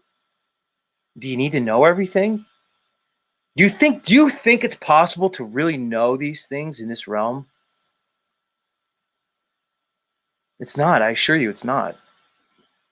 So I don't need to give you another model because I'm basically falsifying the one that was given to you. It's not logical. It doesn't make sense like that. I don't have to tell you what the sun is to tell you what it's not. Get it? I don't have to tell you what the moon and the stars are to tell you what they're not.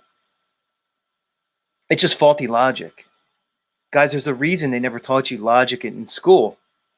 There's a reason there's no philosophy class in high school. Anyway, I just went off there a little bit. I just spurred out on the globe. Let me come back. I let it go, but I got to rein it back in. You can't just let it all hang out all the time.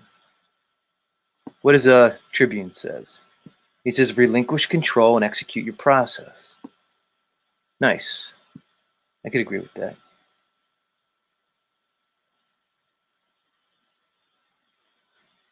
Razvan's still here.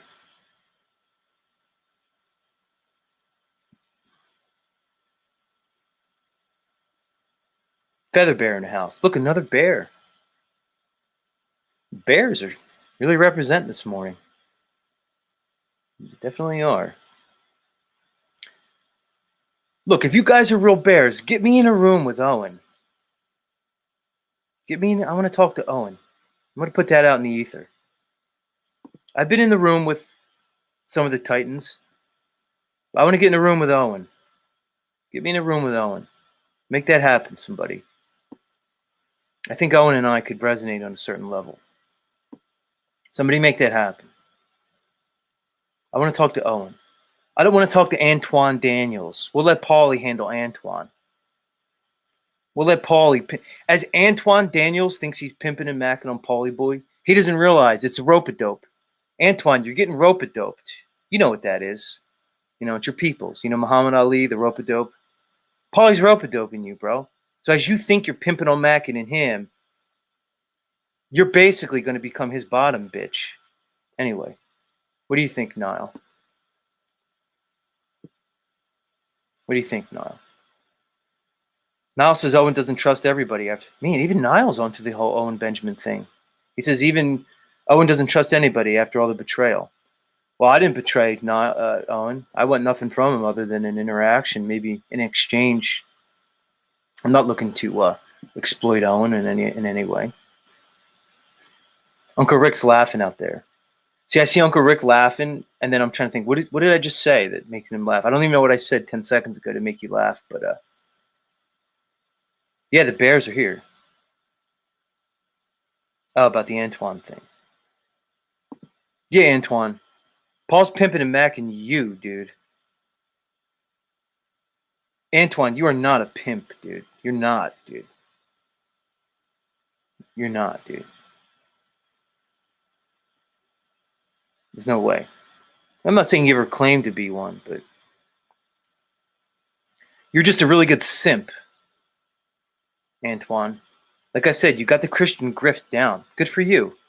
You got to the bag with the Christian grift. Good for you. Let's see how that works out for you energetically, spiritually, in your journey in this realm. Let's see how that really works out for you, Anton. I thought, time will tell, though, What does it profit a man to gain the world but lose his soul in the process? It's a rhetorical question, Anton. See, it answers itself. I don't have to answer it. Anyway. What is it going to really get you, Antoine? It got you that nice dental work that you have, those nice pearly whites that you have, which I get it. I know in your culture, teeth are very important. But other than that, I'm not really sure, Antoine. Much love, though. Razvan says there's a lot of Christian grifters in these streets. Don't get me started on you, Razvan.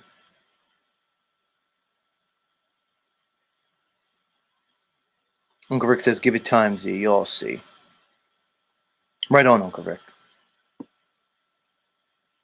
Right on. Matt Geiger in the house. Good to see you.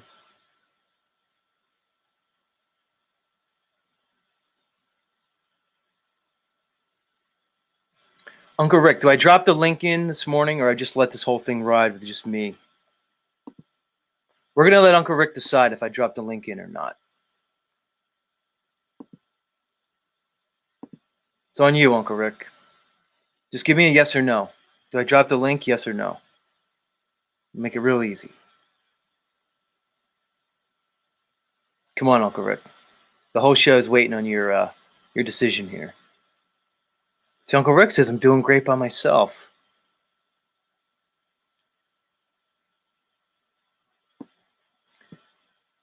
Phoenix Joshua Fox in the house. Good to see you again. Joshua says, good day, Z. Happy to see you back in the mornings. Blessing to you.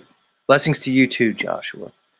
You know, it's funny, Joshua, when I was doing my daytime thing, like my Sunday thing, I was pulling like 130 people steady, peaking out at 150, 160 at some points. And then even when I was doing my morning thing before I took my break, I was even getting 110, 112 people in here. The last couple of days I've been peaking out around 70 or 80. But I realized that's not what it's about, man, because those numbers are going to come and go depending on so many things. Because even when I was doing my morning thing, I noticed when daylight savings hit, I watched my numbers go down by like 20%. So I'm not even too focused on the numbers because I know it's a slow burn. It's really not about that. So it's a part of me is getting over my ego. I like establishing this AM time slot because like I said, my friend Austin from the Melodome was in here. He's going to come on at 9 o'clock. That works good for him. So I like that dynamic. I could do my thing and moves into like a Melodome, or like I do my thing and then Patrick maybe comes on at 9 for OTW News. He moves into his thing.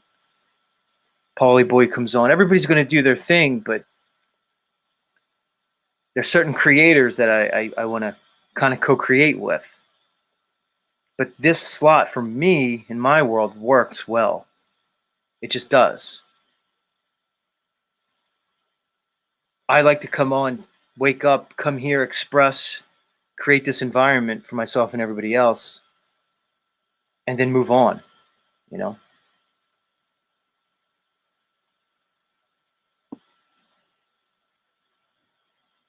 Yeah, I like the Melodome, Feather Bear. What's up with you, Feather Bear? What do you have going, Feather Bear? What's your deal? Anyway, Uncle Rick, I'm digressing. That happens to me. I let the more base elements of my consciousness kind of take over sometimes. And then I start to explore that. Let me rein it back in. Flatman X checking in the house. Yeah, he said Melodome, 9 o'clock, that's right. That works well. I finish up at 9. You guys go check out the Melodome. Get some good info. You participate in a good experience. There's good energy over there. It's all about energy, guys. I could say it over and over again. It's nothing but energy. Do you vibe with something or not? Because you're going to use your mind. You're going to use your cardinal mind. You're going to try to like work out some equation. Like I said with Jordan Peterson, you're going to hear him talk. He's going to say some certain things that are going to resonate with you. But for me, I can't get past that dissonant energy I have when I'm exposed to Jordan Peterson. So I choose not to engage in his discourse or in his material because I'm not attracted to Jordan Peterson's energy. I'm actually repelled by it. So even though he has some good things to say, I'm not going to sit there and listen to him because I'm not going to sift through all the other things to try to divine. So because I could likely, through exploration of self, come to the same conclusions that he's going to give me anyway. So why would I sit there and engage in an energy that's really not fulfilling for me, right? Because many of the truths that people are going to espouse, even the religions, you can very likely find through the process of self-exploration. How do you think they found it? Okay, you want to listen to the words of the Christ, the Buddha, that's great. I do, certainly. But where do you think they discovered it? Anyway, there's certain things that are just timeless and fundamental. All right, so contrary to Uncle Rick's recommendation, I am going to drop the link in the chat if anybody wants to come up and talk. I can't make it completely about myself. We've been here for an hour and 48 minutes, and it's already been completely about me. At some point, it becomes a bit too self-indulgent.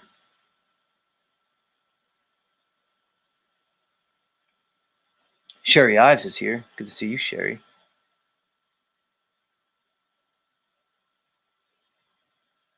Much love. Much love, much love. Who else came rolling in? Josh R35. Not sure if I said hi to you. Moose is still hanging around.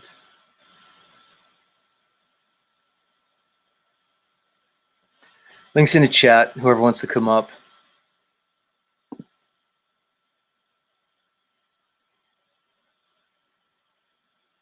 Roy wants to kick it around a little bit.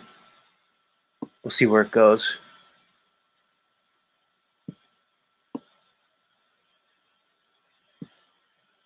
But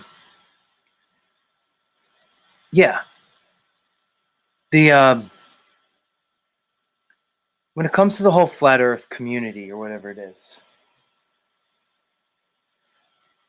I really don't see many, if any, quote unquote grifters in the flat Earth community.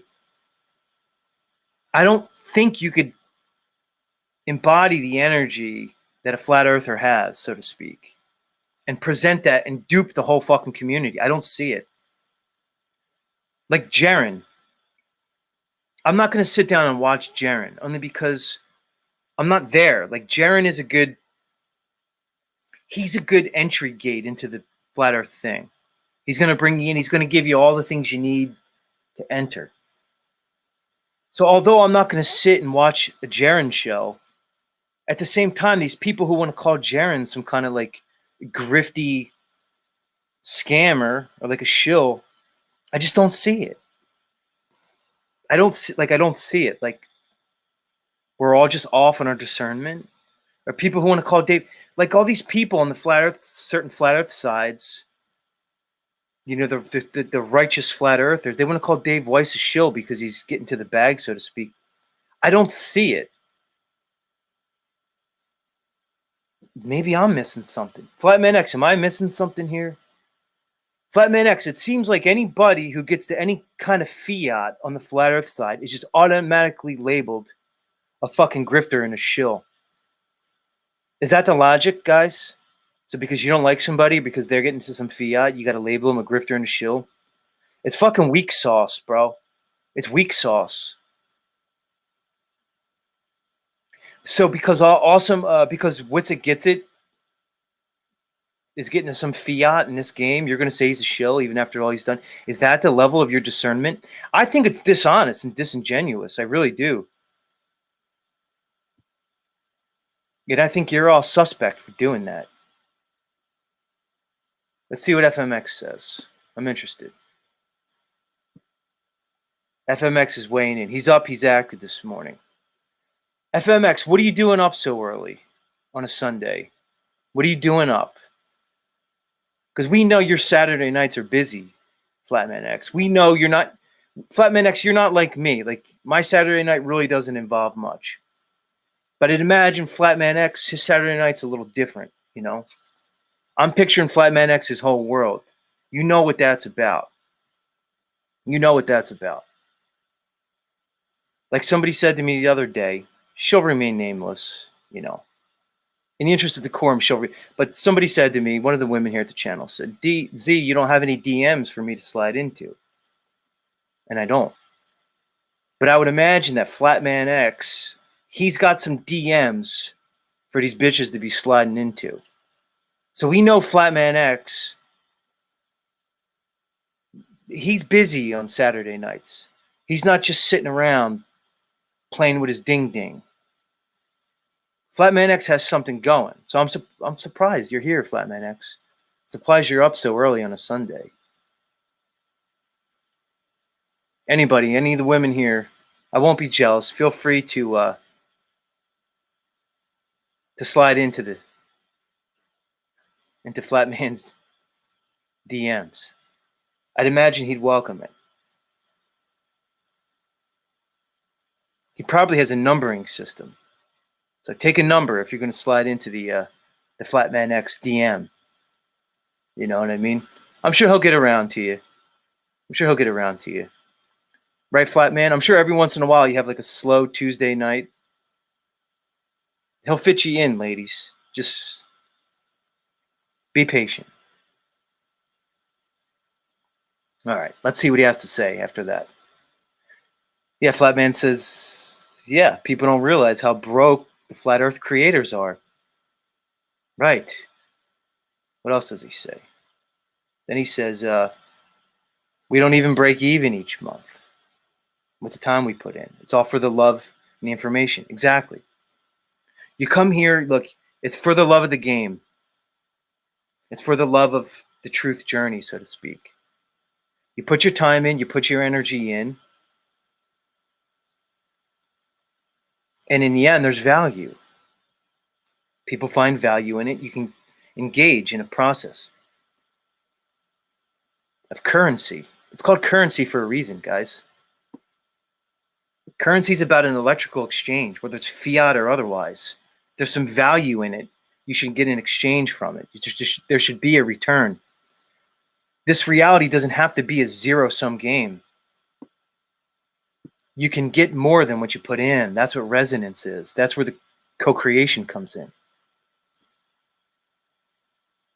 That's true, what they call just salt theory, so to speak, where the ends actually can be greater than where the whole could be greater than the sum of its parts, you see? Because some people say that. They'll say the whole can never be greater than the sum of its parts. I disagree. You could even look at physics. Like I said, you could look at the underlying physical processes of resonance, whether it's any type of energetic resonance, acoustic, electromagnetic, or otherwise. Within a resonance system, you can get an output that's more than the sum of the inputs. Do you understand? How many fucking times do I have to explain this to people? It's all about resonance. Get your head around it. Anyway, London McLovin in the house. Yeah, now Flatman's just laughing. Right. Synergy. Boom. Nailed it. Exactly, Tribune. That's the definition of true synergy. Tribune gets it, man. That's synergy. Exactly. Thank you for that one. Right? When two entities, two energetic entities, whatever they are, could be people in a relationship. When two energies interact and they're existing in a true synergistic process, the whole is greater than some of the individual parts. It makes sense to me. I don't know how people don't see it. I can go on and on about the physics behind it. I can talk about electromagnetic resonance. I can talk about true zero-sum energy. But I'm not going to. It can get tedious and boring. Thunder Chicken thinks Z and Flatman X are cousins. I can see that.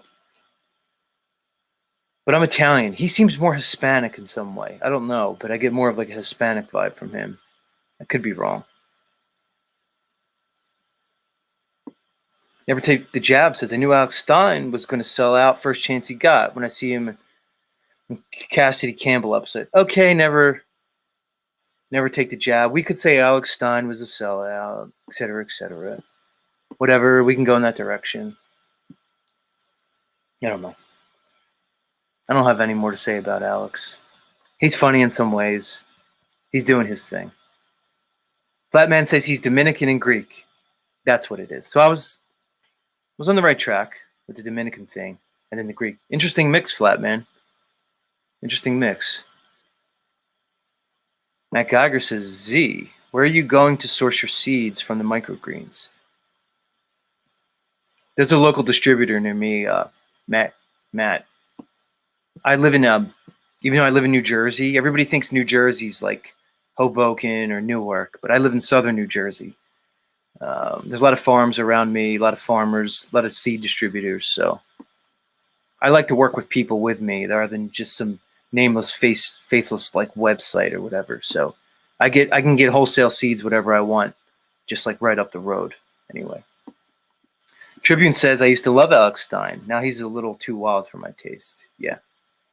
See, Tribune, Alex, he's got the persona, right? And it seems to me that to present that energy that Stein presents, or even like Alex Jones, they've almost cornered themselves into a persona.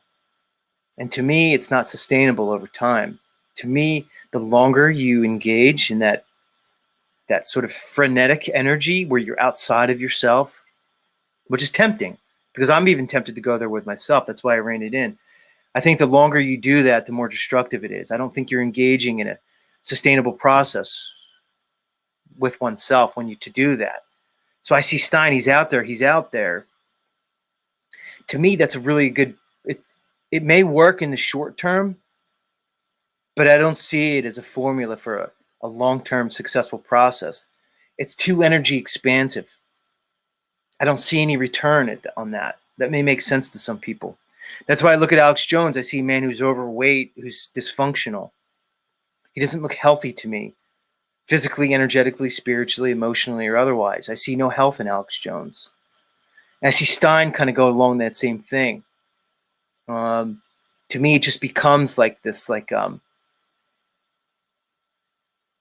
almost like this self-destructive cycle that one can get into. Yeah, FMX agrees. I see that in people.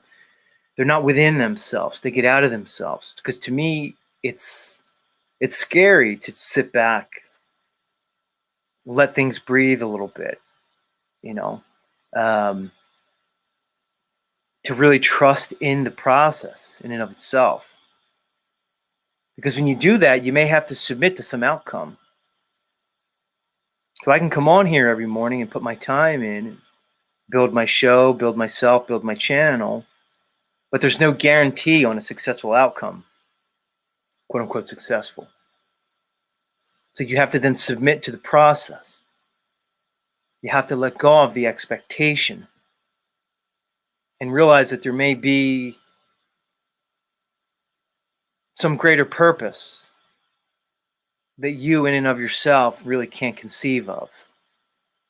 And allow yourself to just maybe, I don't know, in essence, be used in some way for some greater good, some greater understanding. Anyway, Squirrel Sniper in the house.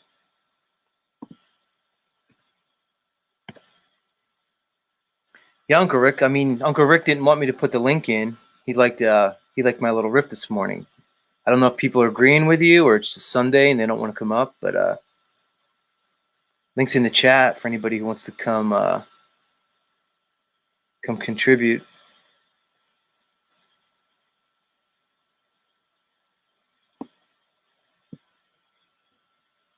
Yeah, Tribune says stay grounded. Yeah, there's a grounding aspect to it.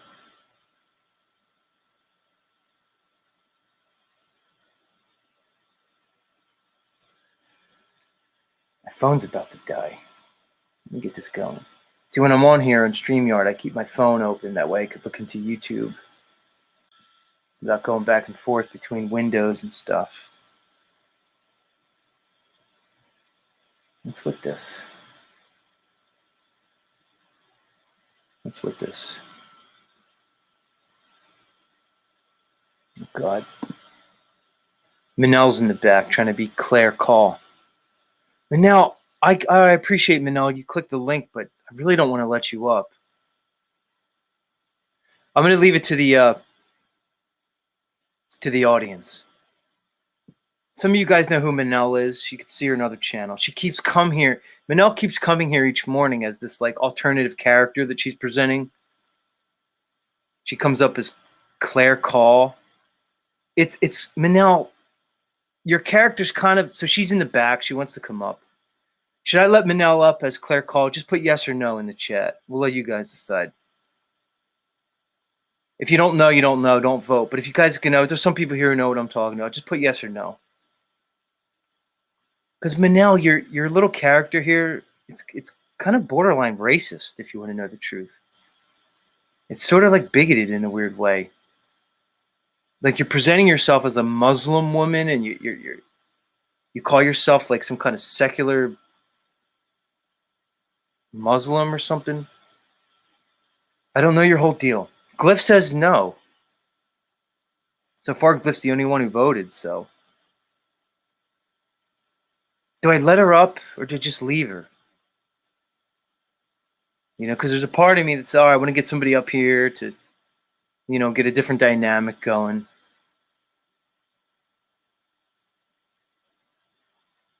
Now says I want Latoya to come up. I don't know who Latoya is. I'm not sure who Latoya is.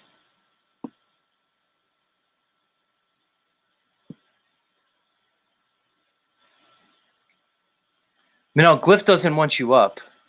Let's let Rob Cleveland up. Let's see what he has to say. Rob, welcome back.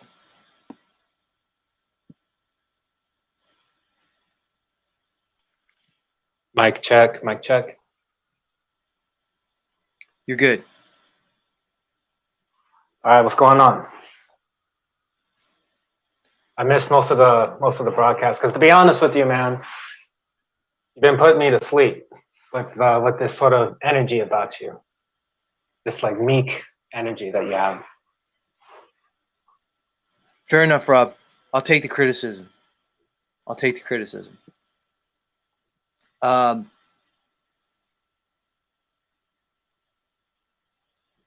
Do I let Manel up here to do her thing? Yes. Or are you talking about Claire?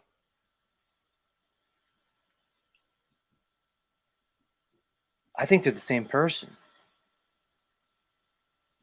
I've been telling you for days that they're not the same person.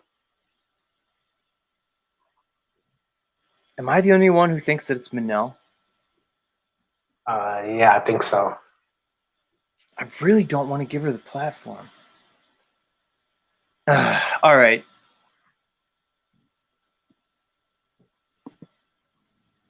Hi, guys. Hi, Claire. Welcome back to the stream. He said through gritted teeth. What's the problem? I mean, if you don't know my shtick, you can always find out and take it apart. Rob, how could you not know that's Manel, dude? It's obviously her. Okay, can we? Maybe you'd like to show a clip of you talking to Manel. Not even the same accent. No, but she's putting on this whole accent. All right, we're going to let you go. Rob, we're going to give Manel the floor. I mean, Claire. She's been trying to get in. We're going to give her the stage. She has something to say. I really don't feel like chopping it up with her. Let's just fucking give her the floor. Okay, we're gonna leave. Manel, conversation with Claire, call. The floor is yours. We're gonna leave. We're gonna throw caution to the wind. Rob said, my presentation's a little bit low energy lately, so we're gonna let Manel. Okay, we're gonna let Manel kind of liven up the stream a little bit, So I'm gonna bring Robin. I'm gonna put myself in the back. Manel, the floor's yours. Thank you. I thought somebody would just have a conversation to me. I wasn't, prepared to give a lecture. I thought there were people going to talk to me, I guess. Hi, John. Assalamu alaikum. I'll just have to read the chat, I guess, to find out. I want to engage with the audience. I didn't want to just give a lecture about this and that. I did already say that I think all this conspiracy theory, flat Earth, Mandela effect is just making you guys depressed, and it's displacement therapy for all the politics that you dare not discuss because it pertains to the fundamentals of your civilization, which is that of religion, which is supposed to support patriarchy, which means most parents in your society being married parents, and what happens to you when most parents are not married parents, and you basically get a society suffering from amnesia, people not knowing who they are, not knowing if they're male or female, and therefore not knowing what they're supposed to do, and driving themselves crazy. And I'm saying that the solution is very simple. You just get yourself an official religion, because America doesn't have an official religion, and actually neither does Russia. So, basically the West is post-Christian, and it hasn't signed the death certificate of Christianity, and it basically allowed its Christianity to be replaced by liberal democracy, and I'm afraid liberal democracy has failed, and that is why you're getting all your problems. So what happens is that if you don't have an official religion, then you can't even tell that your legislature, Congress, is passing crazy, stupid, evil laws. Because if you actually had a religion, it doesn't matter what it is.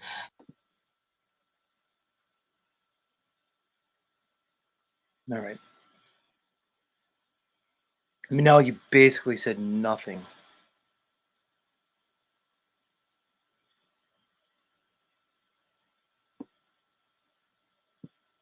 Let's let Rob back up.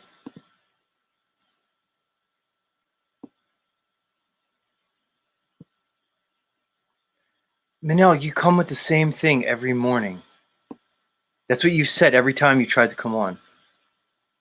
It seems like your whole theory is like we're looping on, the globe and Mandela effect, as you say, in these communities. But you would just rather us loop on religion and politics? You said the same thing the other day. That makes no sense to me. Rob John Vance is here. He's never been on my show. Do I bring him up or not? I say bring him up.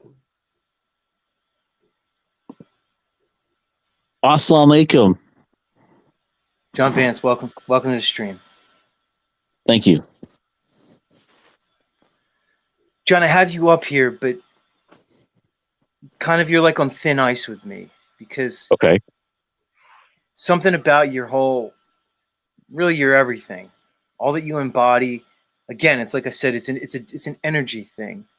There's a dissonance that that I feel whenever I'm engaging with you or around you, and I'm not sure how much I want to participate in that whole experience, dude. Help me through this. So what makes you feel unsafe? Is it the sound of my voice? Is it my views? Let's maybe explore that. Well, it's not unsafe. I don't think I would categorize it as like a safety issue. It's more of a comfort. It's more of a comfort issue. It's like a discomfort that I feel when I'm exposed to you. But maybe I need to explore that. Maybe there's a limitation in me that I need to explore. So we're here. We'll do this thing. Okay. Yeah, I mean, there's I definitely feel it in myself. Like, being Muslim, I don't really have. Through the years, I've basically shed myself of idolatrous beliefs of the Christian, culture that we've grown up in, and I understand where people feel uncomfortable around me. But I just, from my standpoint, it really is a freeing experience when you free yourself from a Trinitarian concept. Even if you're Christian, even if you grew up Christian or not, we all had this belief in our system, and I guess I operate from a different paradigm, and that makes people feel uncomfortable. So maybe that's why you feel uncomfortable around me. John, do you see the logical leap you just made? So you have this understanding about the Trinity, Christianity, that you have somehow looping in your consciousness. And then you got up here and tried to project that same thought onto me. Do you not see how weird that was? How many logical leaps you would have to make to try to present, that as my sort of issue with you? Do you see how kind of insane that fucking sounds, dude? Okay, it could be that a lot of people John, have issues with me for various. John. All right, let's get him back up. John, it could be that, or it could be that you're probably embodying the energy of a hater, of somebody who's really not comfortable within and of themselves, somebody who really has a lot of shortcomings that you're probably hesitant to explore, so that you come out and you project that all over me and everybody else in the Truthiverse. Is it that, John, or is it that I have some weird understanding of the Trinity, which makes no fucking sense whatsoever? Go ahead, you could talk now. So obviously, you felt very uncomfortable. See, this is what Rob Cleveland wants. He wants to have you come up here. Look, he's smiling. He's smart. He wants to have me bring John Vance up. So then I get into my fucking ego and I could start popping this shit on him. Say, Rob likes that. Well, we're here, Rob. We're here, Rob. Wake up, Rob. We're here. All right. Come on, John. Go ahead. Speak. What do I need to say in order to stay up here? I'm wondering, because you feel like this is some sort of weird struggle session. Well, maybe you shouldn't start your anything. statement off by saying, so obviously you're. Maybe that's a start. Yeah, because you obviously hate what I have to say. And Rob Cleveland, you are a big simp, by the way, sir. A big what? How you've acted in Benton's channel a couple weeks ago. And that just kind of proves the point that we live in a matriarchal system, which is unfortunate. And you know, I really hope that you repent, Rob Cleveland, of your behavior. I hope you repented the last couple weeks, dude. because What that are you was talking atrocious. about, dude? What Do you he see timed the me out. He timed projection me with out. him? He timed me out Rob, on do you see chat. the He timed me out on projection with chat. him? He Do you see timed me how out he's on chat. He timed me out on chat. I know I asked him a question, but I really don't want to care for his answer. So, all right, what I was able to pick up, Rob, from his disjointed and in many ways just utterly stupid fucking sentiment there was that here's what I pick up from it. He sees you with some kind of juice with the lady folk. And he's fucking just jealous of it. So then he has to come up with this whole righteous Christian story about how you need to repent because what? You can get laid and he can't? No, he's upset that I timed him out in chat because he was acting like a reprobate. He was being disruptive and wasn't adding anything to the conversation. And I warned him, stop being disruptive. And he just kept on being disruptive, so I timed him out. You know what I mean, dude? At the behest of Jeep Girl. I think that's what he's really upset about. Go ahead. I almost don't even want to give him a platform for it. Like, okay, we can use this, like you said, Rob. We could take the energy up, and we can kind of get into this vitriol and explore it. But part of me doesn't even want to give him the opportunity just to spread whatever that fucking energy he had. John, you have so much. John, before you present to people in a real way, you have a lot of work to do on yourself, dude. Like, I could bring you up here as an example of who and what not to be. I could bring you up and show you, you know, and I could make you like this little fucking figurine and pretty much make an example of you. But I almost don't even want to engage in that. Let's bring Bearsworth up and see what Bearsworth has to say. Welcome to the stream, Bearsworth. Hey, how's it going, Z? What's up, Bearsworth? What do you got for us? I don't know, man. I'm glad to see you're back. Yeah, I don't know. I thought I'd call in. I'm just cool. Let's explore this, Bearsworth. What Z energy do you like? Do you like the Z energy where I'm sort of like contemplative? Is that a word, guys? Tribune, is contemplative a word? Contemplative? Am I just putting a different accent on the whatever syllable?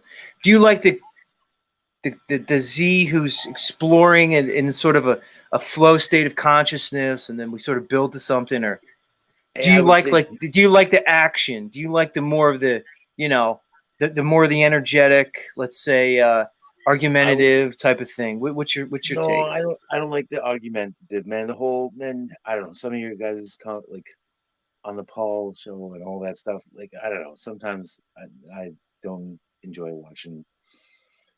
But I like you, Ben, and you even brought it up earlier, and I think I would use the word like genuine.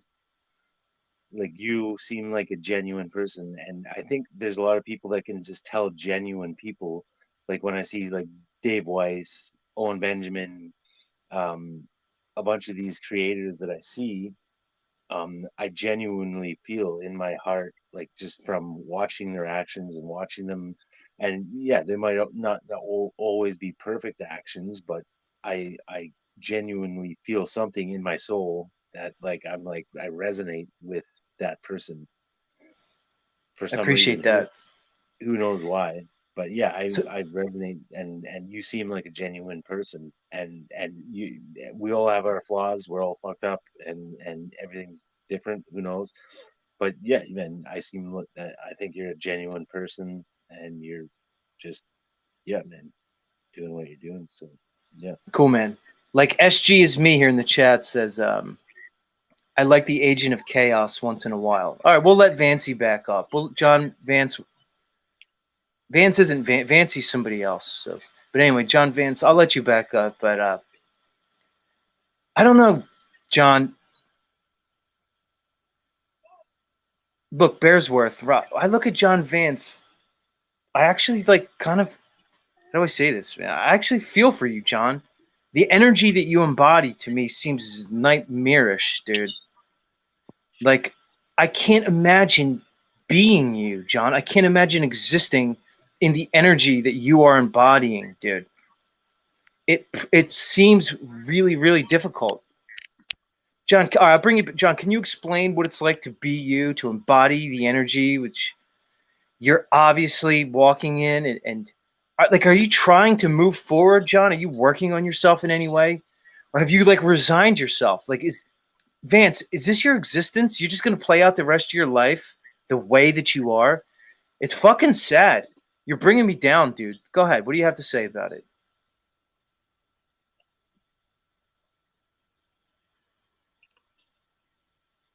John?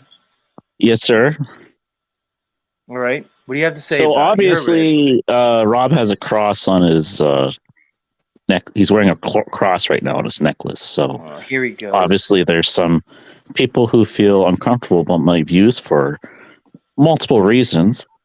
I guess you're kind of you have a fear, you have a phobia about my views, right? And onto, well, I must be psychologically unwell because of the views that I express, right? And so Dude, no that one's must saying they mean have a fear. that This I'm is an how the mind of a incel. psychopath works. This is how the mind of a Oh, psychopath now I'm a Right. psychopath. Now. Because what you do is you're going to assume that people fear what you represent, dude. You see how you're painting a narrative that's in no way true? You and it follows assume I no have some logical sort of chain whatsoever. So you're going to assume we're all afraid of what you I have have to some say. It's not psychological that. defect. You assume that I have some psychological defect. I'm getting him out of here. I can't stand I was him. I was on his show with on Sovereign Soul, and he was on there a couple weeks ago, and I he can seemed see okay I when I could was. see him I could see him resonating with Sovereign Slave Dave, who is a man who to me shows no principles, ethics, morals, or values whatsoever. Oh, I see a burnout shell when I see Sovereign Dave. Talk about a truther grift. Hey, Sovereign Dave, I'll tip my hat to you. You got the whole truther grift going. Just know that I'm better at it than you are. Anyway, I didn't want to go off on Slave Dave, but I can see Vancy and Sovereign Dave getting along over there. That makes sense. Oh, that makes me sad. I don't know. I find Dave kind of genuine also. So that's true. Fair enough. Fair enough on that one. I don't see it in Dave. I see Dave as pretty much desperate, pathetic, and egoic, but we've had our, Dave and I have our history. Much love, Dave. Good luck in all your endeavors. We'll see where it takes you. Somebody was asking for the link. I put it back in. Somebody was asking for it. Relia says, why you kicked him, Z? Disappointed. I kicked him because I really don't feel like interacting with him. Because if I keep him up here, that's going to prevent me from interacting with people who I actually want to interact with. I get it. You need some vitriol. That's all part of an alchemical process, but that's too much. Like if I leave John Vance up, then I can't bring people like Flatman X up, who I'm going to bring up next. You see? See how it works? It's all an energetic exchange. So if I sat here and looped with Vancy and his insanity, and I engage in all his energetic projections, that's going to prevent me from getting to something maybe valuable. So before I bring Flatman X up, we're going to bring John Vance up for one more second, because I don't want him to think that I didn't give him a fair chance to present himself. John, you're not presenting yourself well at all, man. So if you have some message, whether it's Christianity or otherwise, maybe work on coming back into yourself, being less reactive and more responsive. And maybe try to present something authentic about yourself, because I ain't feeling it, Vancey. Okay, here he is. John Vance, welcome back. So we're going to open with a double entendre of responsive and reactive. So that's kind of, you know, when you have a double speak, no one really knows what you're saying, right? So it's good to have clarity in your words that you use and definitions that you're using them, and also explaining the context and what you're using your words. So that's basically why You're saying nothing, Vance. John, you still said nothing of substance to me. Maybe I just don't have the ears to hear your message. I'm not sure. Like, yeah. it's just, you're just a clanging gong to me. It's just words and information that really have no resonance to me. I place really no value in anything that you say, Home Slice. Right, and then you do this with the people you disagree with all the time. So how true is that, right? So it's obviously you have a resentment when I came into the panel. You had an open resentment towards my presence and my speech, and so why is that? Because John, your energy you physically make me sick. Like when I engage in your presence, like energetically, physically, what kind of energy? Like, do you want me like yelling and screaming at you, and like I don't know, do you feel more comfortable? John, it's not what I want. It's who you are. It's your beingness. It's your existence as such. It's really nothing. Is it because I'm a white man and I'm a Muslim? Is that why you feel uncomfortable around me? No, it's because you're really very lowly. You're very base. You think you know something, but you really don't. You're lost in confusion, like almost everybody is. But at least certain people are aware of their ignorance. You're existing. What am I ignorant about? Dude, you're like a classic. Basically, you haven't really made any. You haven't read any counter arguments, dude. You're right. You wallow, and obviously, you won't let Claire Kopp. You always think I'm not interested in art. Different person. And obviously, she has some views to express, and you feel uncomfortable. And when she mentioned my name, you guys felt very uncomfortable with that. With her mentioning my name. So let's get to the bottom. I'm here right now. Let's try to address this and why you feel uncomfortable. Is laughing at your existence really uncomfortable? Rob, he's gross. You see, Rob wants more of the energy, more of the vitriol. But see, then when I engage in then I start to spin. I gotta come back. I know. I don't want to put this on you, Rob. I'm just going with a narrative here. Okay. You know, it's just all right, John. You make me physically ill. Like I could imagine that you probably have that effect on almost everybody you come in contact with. You may disagree with it, but I'm probably right. I imagine when you take a trip to the grocery store or really anywhere or anything that you do, that you probably elicit a very similar response. I can only imagine. I can't imagine you really contributing anything valuable to anybody's life, much less here on this platform. What do you think, Bearsworth? You have any thoughts on it? I don't know. When I was on the show with Dave, he said he was not a flat earther, but he's open to it.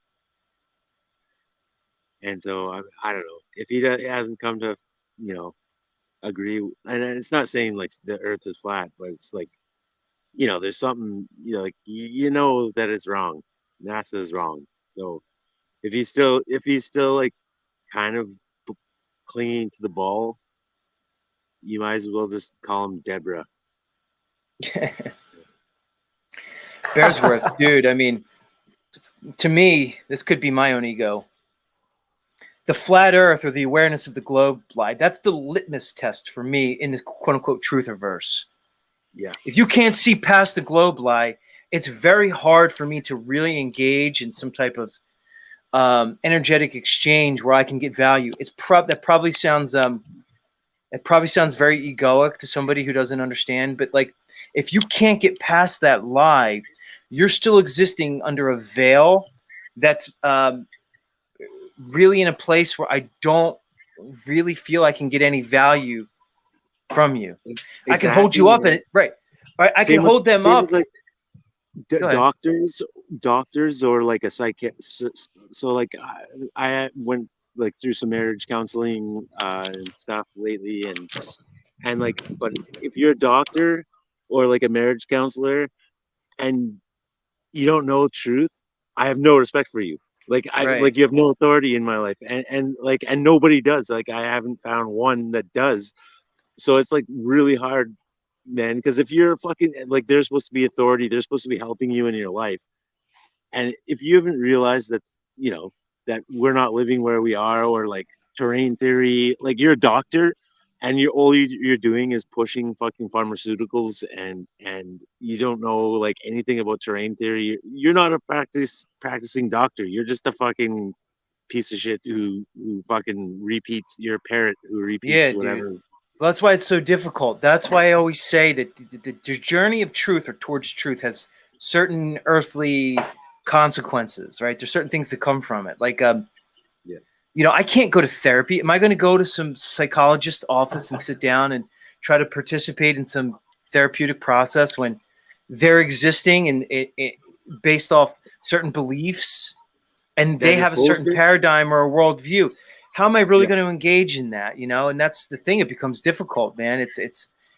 We sort of back ourselves into this corner, so to speak, and then it begs the question: can we then, amongst this community, for whatever it is, can we move on? Can we develop our own culture, our own community, where we can then? Are there going to be, for lack of a, you know, give it a crude term, like flat Earth, you know, aware therapists, flat Earth aware dentists? Am I ever going to be able to go to a dentist who fucking realizes the lies of this world?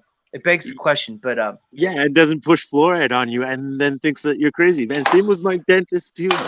My dentist, I brought up fluoride, and I was like, man, I don't want it. Every fucking, like, of the nurses in there, like, freaked out that I was refusing fluoride after like a cleaning, and they thought I was like, whatever. Like every single person in there was fucking like insulted that I was refusing their fluoride. And it's yeah, just man. like insane, man. And now it's like I don't want to go back to the dentist because it's like everybody's so fucking brainwashed. It's like, sorry, I don't want the fluoride. No, you're not putting fluoride in my mouth. Fuck you.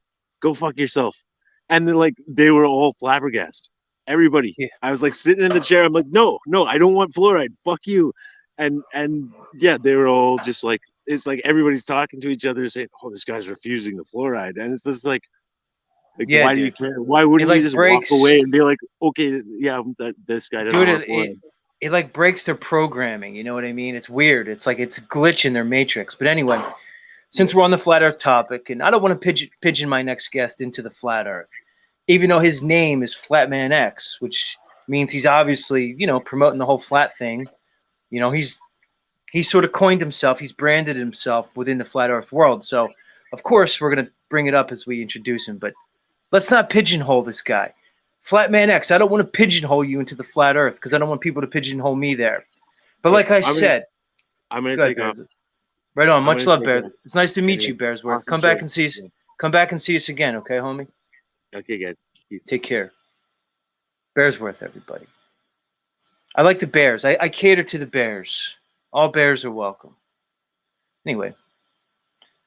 So yeah, Flatman X. I see the flat Earth as the litmus test.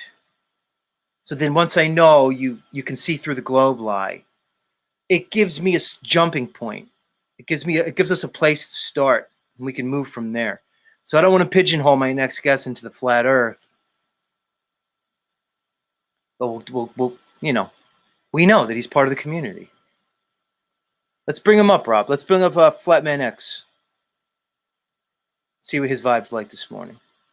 Flatman X, welcome back to the stream. Grand Rising, Grand Rising. How's everybody doing? Mr. Z, Mr. Rob. Good to see you both Good again. to see you, Chris.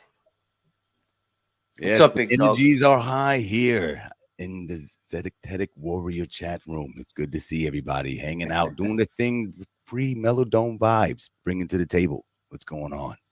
Hope everybody's having a great time. Hope there's smiles going on behind these screens. That's for sure. Cool, man. Much love, much love. Control. You're looking pretty svelte there, man. Have you lost some weight recently? You've been hitting the gym. What's going on with you? Fasting, intermediate fasting, my friends.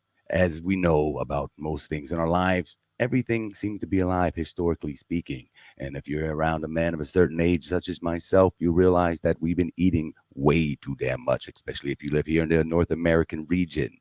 We have food to our disposal at our will, and most of it not good for you. So fasting is the way to go. Supplements, if anything, vitamins, minerals, and clean, fresh water with minerals. Y'all know what to do. That's what it's about. Watch what you eat, how much you putting in your food hole. Because at the end of the day, you can burn them calories off. But, it's faster to put them in if you're just sitting around on your ass, not doing nothing. And as far as dude. Flatman X title, I pigeonholed myself in there quite early. I was very enthusiastic in the beginning, about 6-7 years ago. I was like, whoa. Then my man DMX died. I was like, damn, DMX died. You know what? FMX now. Flatman X. And I just kind of ran with it because I was a hip hop head. And now we're here. And now I'm not even sure where the hell we live anymore. I'm still on the Flat Earth team. But at the end of the day, I think it's a lot more in debt than we give credit for. And having the same dialogue over and over again with different faces only going to keep us running in a new pattern, which we don't want to be in. So I'm excited to see enough, dude. Next. Fair enough on that one. Because I agree, man. I'm always kind of harping on, we need to break the dogma. Because even in these communities, we can drop into our own dogma, right? Or we start talking about what this place is. I look at it like this, dude. I can't tell you what this place is, but I can tell you what it's not. Let's start there, right? So it's not what they tell you. It's not the history they give you. It's not the, it's not the whole thing. It's not the religions. It's not the science. It's not the cosmology. Let's start there. Where we go from there is really, that's where the journey, to me, that's where the journey begins. Okay, I'm going to throw out everything you're presenting to me because likely it's just some type of control matrix that they've presented to us for some purpose. Let's throw that out and let's go from there. It's kind of where I am in the whole thing, dude. But yeah, me too, dude. My name's Zetetic Warrior. Anybody in the whole flat Earth world knows Zetetic is a nod to the whole flat Earth thing. If you look at Samuel Rowbotham, Zetetic Cosmology, Zetetic Astronomy, they'll know where I got my name from. I was thinking about just changing my channel name to Z because that's what I go by, but I'm going to leave Zetetic Warrior for now, at least, and just go by Z. That way, like you said, you don't want to paint yourself in a corner because that's not who we are, but I do like the overall flat Earth moniker, the flat Earth title, whatever you want to call it, because it at least gives us all something that we could bandy around, to say, oh, I'm a flat earther. So I embrace the term flat earther. It's not a pejorative to me. It's almost like how a gay person would embrace the term, like the F word for gay people. Some people may call us flirfs or whatever, but I'll just embrace it and go from there. But I get what you're saying, dude. What this place is, that's the journey, whatever it is. The simulation, the Maya, the illusion. A lot of that resonates with me. The physical becomes less physical the more you look into it. It's like anything. The more you zoom in and the more you zoom out, everything becomes obscured to the point where it can't be defined, man. So why am I going to define myself in a world that really has no definition? It's crazy. But so I get what you're coming from, man. You want to have that space where you could express yourself, dude. So I appreciate that. Now, as far as you were mentioning right before I came on about therapy, I'm actually a big supporter of mental health and therapy. Even the people who can potentially, most likely can help you are not deemed themselves as flat earther or even looked into such a matter. Let our egos not swell to the point that they think there's no knowledge outside of flat earth. There very much is. Matter of fact, I think we're so far in the rabbit hole now. The only way to go forward is to go within. So it is imperative that each and every one of us seek some sort of mental health advancement, if not for anybody else's sake, but your own. Because within learning more about yourself and how you can better yourself in the past traumas that you've been pushing down and particular holes that us humans naturally do, because we live in a very, we live in the age, the dark ages of emotion. There's no, until recently, there's been no communication, especially outwardly, not just about the realm we live in, but how we operate and our thoughts manifest into reality. Because this hyper simulation that we seem to find ourselves in is primarily controlled by thought, period, first and foremost. So depending on how we think and what we accept and how we view others, perceive others, even the ones haven't that we perceive to be vibrated as high as we are, to have the dialogues that we would like to have, these anti-dialogues are just as necessary. It's tempering the steel of our minds, if you will.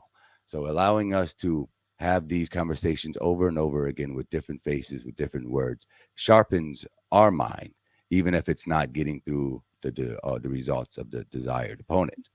So there's always something to gain. Don't shun other people who's not on board just yet. Everybody's on their own time.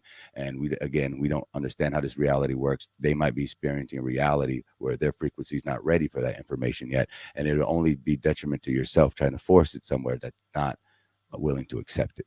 And, let's go. Kindness before correctness is my new motto of this year. And I think we'll gather more flies with sugar than shit. So let's be happy. Well said, dude. Well said on that one. And, you made a good point about, not pigeonholing ourselves. Like I made a comment, can a therapist really help me if they're not aware of certain quote unquote truths?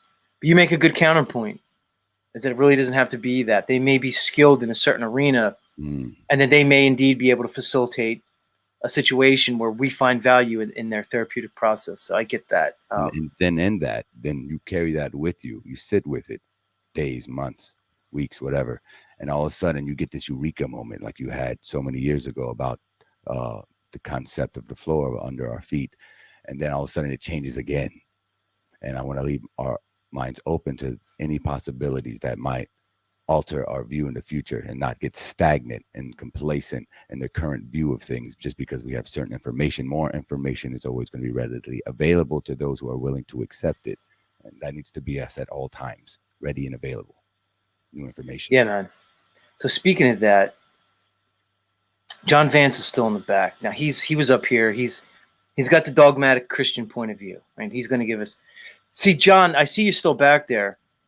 The problem with you, John, is we all know what you're going to say. You're just going with some kind of, you're going to just give us the standard Christian thing. What are you presenting original, John? You're just going to come up and give us dogma? Flatman X, let's let John up.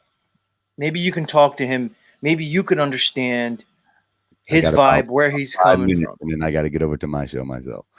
All right. But all good. Let's bring him up. Mr. John. Cool. Nice to meet you, Mr. John. John, I mean, you're back there. You obviously want to keep this conversation going, but you just keep hitting people with the same old understanding that what are you going to present, John, that's different and unique? What is it within you? Is there anything within you, John, that you can give, that you could share with us that's going to be beyond something that I could find anywhere? Go ahead. You're still here, John. So, yeah, I opened the show critiquing the Trinitarian concept. And so you coming on here and disingenuously representing my position of a Christian worldview is dishonest, and it's a bad faith argument. Secondly, these so-called attacks or, on my beingness or my character and me, obviously there's a lot of people who feel uncomfortable with a white Muslim man who presents moral principles as a solution to our problems. And so obviously I want, solutions so that we don't have these, disjointed families that, that don't want to talk to each other, divided over COVID. But John, can you see the? All right, put him back because he's gonna fucking talk over me. All right, see, John, do you see the difference? I hope you can go back and look at this, John. Somebody like Flatman X comes up here. His beingness is portraying a certain energy, dude. And then you come up and your beingness is presenting a certain energy beyond your words, dude. Most communication, John Vance, is not verbal. It's not even within the language that we're speaking. It goes beyond the words. It goes beyond the syntax, the grammar, and the semantics. It's about the energy presentation, which can be evidenced in so many things. Our vocal tone, our inflections. My point is, John, when we communicate, most of what we're communicating is probably unconscious and nonverbal. So when I experience somebody like FMX who comes up here and he's presenting, what he's really doing is he's expressing himself. It doesn't even really matter what he says, right? It's he's being here, he's presenting himself here and he's expressing, and then we can engage in it. You're going to come here and you think you're going to say something that's going to trigger something in people where you can then be understood. But at the whole time, the ends and the means are basically disjointed with you because your whole energy is off. So it really comes back to your presentation. I can't even hear you when you speak, John. That's the honesty. I can't even focus on your words because energetically, I'm resisting everything you say due to your own energy. But I wanted Flatman X to talk to you, not me.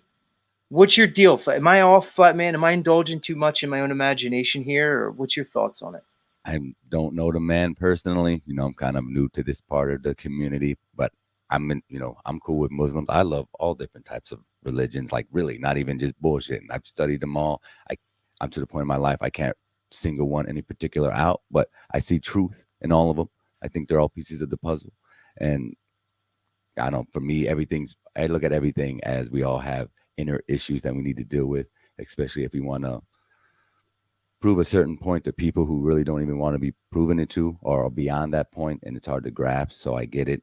You know, I kind of empathize with everybody on that matter, and I definitely try to hear everybody out. But I feel what you're saying. It is for me, it's 100% about energy. I'm always gauging my own body reactions when I feel certain ways nowadays, to the point where I feel my brows scowl if I'm around the wrong energy or if I'm emitting the wrong energy, and I won't allow myself to go around other people in efforts to not make it contagious and bring somebody else down. But the opposite's true too. And if you're a really high positive person and you can really dish it out, which I feel I can do at times, then I want to be around other people so I can make it contagious and bring up their vibe and bring them in and get their thoughts and opinions about things. And I would like to hear Mr. John's opinions about things. You know, if we could get past whatever is bothering them, maybe there's a middle ground somewhere that we can all understand each other a little bit better, because that's really the only way forward. It really is. I can't see another way. Fair enough, dude. Fair enough. Well, listen, we know you got to go. You got your own stream coming up in 8 minutes. Yes, sir. Yes, sir. So why don't you tell us? You know, you're going over to the Mellow Dome. It's That's right. Every Sunday early light, right? Yeah, tell us about it. Go ahead. Every Sunday morning, 9 o'clock, the Mellow Dome on YouTube. We also stream on Rockfin. He's got a Telegram group. My boy Austin Thompson really be putting it down. He's a great, fantastic host. There's several shows a week. I also do a FMX radio where I play, you know, high vibration, conscious conspiracy music, but not all the time. Sometimes I just play some house music because I'm a DJ, you know, come from a old school background. So I just like to dance, and I'll be dancing on screen. And maybe, I'm even thinking in the future doing a dance contest, kind of like how you did a little sexy man contest recently, and just have some fun with it, because I feel we really are at the point of the community where we can just have dialogues all day long. But if we're not having fun, what's the point of living? Because I'm not trying to be talking about all the grim and secrets all the damn time. So I want FMX Radio to be a fun hangout place in between the podcasts of all these serious, you know, talks between consciousness, conspiracy, Illuminati, and pedogate, and blah, blah, blah, you know, all this stuff. But, you know, I'll be hanging up. David Weiss be over, Alex Michael, Conspiracy Music Guru, Karen Beebe stopping by, Mark Sargent, you know, all the bigs, you know, I'll be tangling up with him, my man Jaron, and you'll see my edits anywhere. And if you need a logo or some intro done for your podcast or social media content, reach out to me, Telegram, Flatman X, pretty much everywhere, TikTok, and all that stuff. But Z, y'all have a great freaking morning, and hopefully I'll see y'all again later this week. Rob, it's good to see you too, my friend. Very good. Take it easy, Chris. Always good to see you, sir. Much love, bro. Peace, y'all. Much love. Much love. It becomes the teapot. Water can flow.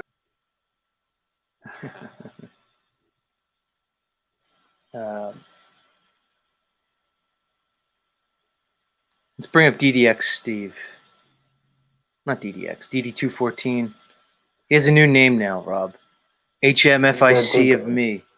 What's that HMFIC of me? Oh, what is that? hardest motherfucker or something. I forget what it was. Gotcha. So he's got a whole acronym and stuff going. Cool. Yeah, I guess he got it from the military. Mm-hmm. I'm His assuming. name's Steve. I think his that's name's what I heard. Steve. I know his name's Steve. What's your take on Also him, known dude? as. I like him. I think he's a cool guy. He seems very open-minded, and he's willing to learn, and he engages in conversations of stuff that he's not really all too familiar with. So that's always good.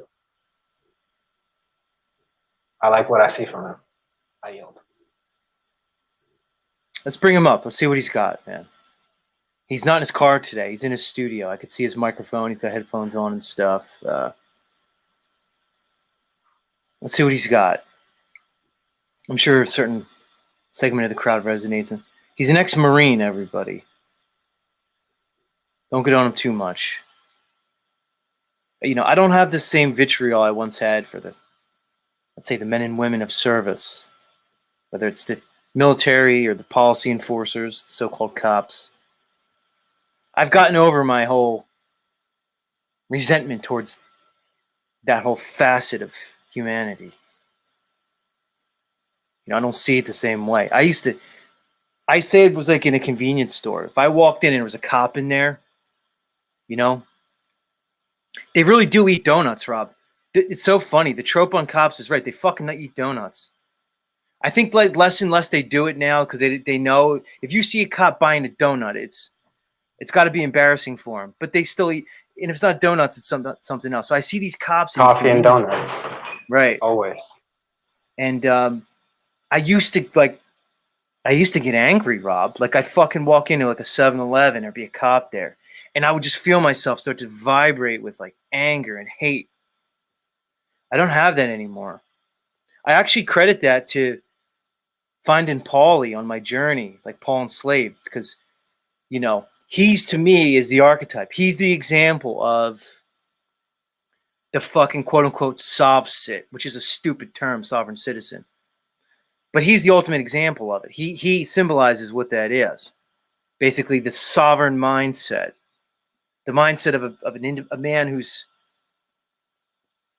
independent from some overarching system. So you would think that to embody the energy that Paul embodies, that it's like this aggressive anger energy, but it's really not. That's the irony of it. And that's what I realized. And that's what Paul taught me that's what I learned from Paul. He created an experience that facilitated an understanding in me that we don't have to hate these people. It's actually counterproductive. And it's probably playing into the thought control matrix that they're painting for us. So I don't need to hate ex-military members. I don't need to hate cops. I'm probably just giving this whole, this whole fallen system some type of energy by doing it. I'm not going to do it anymore. But anyway, without any further ado, let's bring Steve up. Steve, welcome back to the stream. Hey, what's up, motherfuckers? Good to see you, Steve. Good morning. What's up, good morning. Steve? What's up, Steve? Oh man, FMX, bro. That bass in his voice, I need that. That's his voice, man. Holy shit. He's all about that bass. No treble.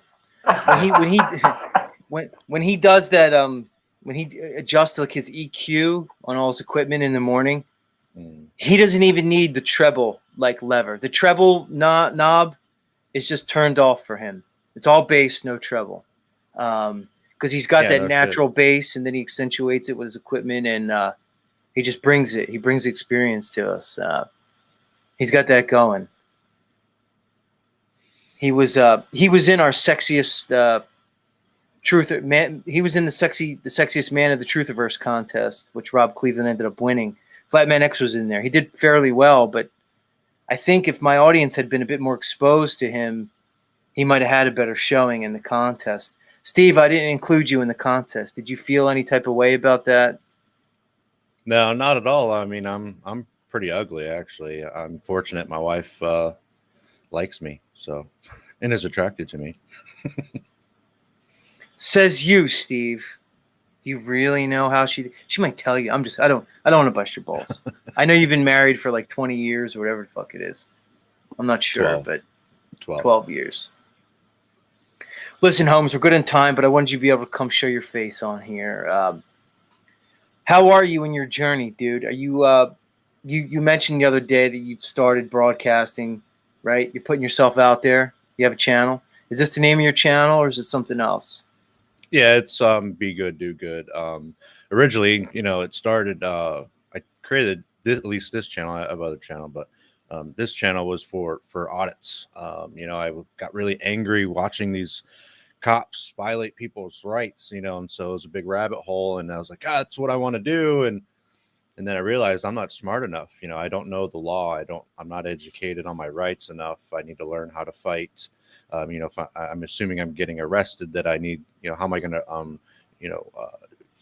protect myself and defend myself? So learning case law, and then it got into, protecting my assets and trusts. And then I ended up through the journey realizing that I really didn't want that to be my purpose, so I've kind of changed that. As you can see, that's what the name change. HMFIC, head motherfucker in charge. It is a military thing, which you don't really see that much of me talking about the military. It's more defending my position on how I feel about it. But yeah, that is definitely a military term. But no, man, I'm just trying to, seek the therapy that I think a lot of people are getting from these channels. Was a great word, the therapy of it. Just whatever journey you're on, it's nice to see other opinions, other thoughts. The whole flat world. We know where I'm at with that a little bit, but I was never introduced to that question. I've heard about it, but I never saw an argument until. Well, you don't even think about it, dude. That's what I say. We have certain beliefs that basically we have beliefs that shape our paradigm, the lens through which we view this reality. But we often don't understand that they're just that they're beliefs. We accept them as true without ever questioning them. It's not until somebody questions it for you that you could explore it. Mm-hmm. But then the real journey is what do you do from it? Because to be ignorant is one thing, but if you're willfully ignorant, it's a completely different game. Because you can't blame somebody for not knowing what they don't know.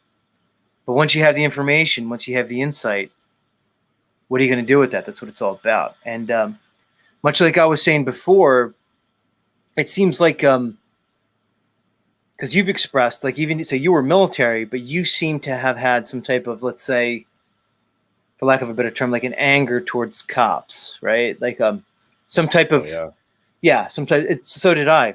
But you seem to have smoothed out, like you just said. It seems a little bit like you seem like you've kind of reconciled that a bit, much like I have, man. Which at least gives us a place where we can at least interact in some way with them. Because if we're just going to look at them through the eyes of hate, where's that going to get us, dude? It just keeps us in the same cycle of destruction, It doesn't mean I have to love the cop. It doesn't mean I have to agree with what they stand on and all their behaviors and actions, but I don't have to hate them in the process, dude. Yeah, you want to expound on that at all? It is a hate, man, and it started driving me. Like it was engulfed in me so much. It was taking over my feelings throughout the day, and finally I had to take a break and just stop watching the continuous amount of content of cops just fucking with people, people that aren't, really even breaking the law. So I felt that I wanted to be a part of some change, getting more of that same content out there to show that, hey, yes, these guys are doing this. People who never even knew about it, showing them, their rights, and, hey, you don't have to talk, don't say a word, um, yes, you can give them the middle finger. It's freedom of speech, but at the end of the day, I just don't know. Some people just won't change, like you said, being open-minded. A lot of people aren't. They think they are, but they're really not. It's hard to understand that concept of something totally of what you have been believing in. So that goes with a lot of things in our lives. But no, I decided that I wanted to promote who I actually was and what I actually do, and that's just fucking being good and fucking doing good. Like Jack's got his motto, live without fear, whatever that means to him. But to me, being good, doing good, if you can put that in your life and apply that to the way you do things, the way you interact with people, it I can't see any negativity that that brings. So if the more people that can do that, help their neighbor, help their friend, help a stranger, you know what I mean, this world could possibly start becoming a better place, especially on here. There's a lot of people not being good and not doing good, so pigeonholing people, so you're just getting tired of the drama and the arguments that lead to nowhere. Yep. Well, here's the thing, Steve, but we all have a choice whether we tune in or not. I know a lot of us are drawn to this community. We find some kind of comfort and solace here, many of us, but there's the other aspect. But I think it's going to smooth out over time. Things tend to pendulum swing, especially when things are new, and then they kind of tend to settle into some type of equilibrium usually. But all right, man, I'm gonna let you go. It was good talking to you this morning. Good luck in all your stuff you're doing. Much love. Peace out. There's Steve, everybody. I could have pressed him on some of the things that he was saying, some of the things like, he says, be good, do good. I could ask him, who defines good, by what metric, what creates the standard. Steve, he's expressed to me that he doesn't really have any understanding of the divine, of the spiritual. And I could push back on him and saying, then by what standard can we measure good versus bad or good versus evil? All right. Claire Call has been in the back this whole time. Have you really been? And she's been spamming my private chat with John Vance. Again, guys, I could hold these people up as an example of what not to be. But Claire, you've been back the whole time. What the fuck are you doing here? What are you doing, Claire? This is how you spend your time? Go ahead, say something. Oh, right. I didn't know I was on. I was doing other things. My book has been published, and I'm going to give you the link in the private chat. So I've been sort of excitedly sharing this link to anybody who might like to buy my book for $7, $7 US, £5 It's called Secular Quranism. Yeah, you can have a look. So you can examine my ideas at one remove, and maybe it's not so scary then. I don't know. Scary. It's funny, you and John presented the same narrative. You both presented anyone, or at least myself, as scared. Like I'm somehow, like me in the audience are somehow, like I in the audience are somehow fearful of your information. It's such an interesting mindset that you guys get in. It's literally the mindset of a sociopath. It's really what it is. It's a sociopathic mindset. Because it's solipsistic, at least. No, because you're assuming it's fear, because you're indulging in some delusion. Again, that something that we all don't. Anyway, I'm getting her out of here. Told you, and then you. I'm getting rid of her. That was a mistake. I made a mistake, everybody. They're not all home runs. Like, that's your narrative. Same thing to you, John. You're just going to come up and just So because we really don't want to hear you, because you're just spitting a bunch of useless information that we've all heard before and we've moved past, we've moved beyond, you know, you're going to present some Muslim shtick up here, some religiosity presentation. And because we've all like literally just moved past it, you're going to present some narrative that we're like fearful of it. It's completely insane. What's up, In a Thought Experiment? Nice to see you. Much love. Much love. All right, everybody. We've already gone over. We're past 3 hours. I don't like doing that. Much love, all. We'll come back tomorrow. Go check out all the great content creators all over. It's a big internet. It's a big web. Go where you resonate with who you resonate with. You know, people want to complain about the content on these different channels. You don't have to be here, anybody. Make your own content. Contribute otherwise. Engage in the creative process. Let's get over the victim mentality. We don't have to be these little victims in our own little solipsistic story that we create for each other. Break the loop. All right, y'all, much love. Peace out.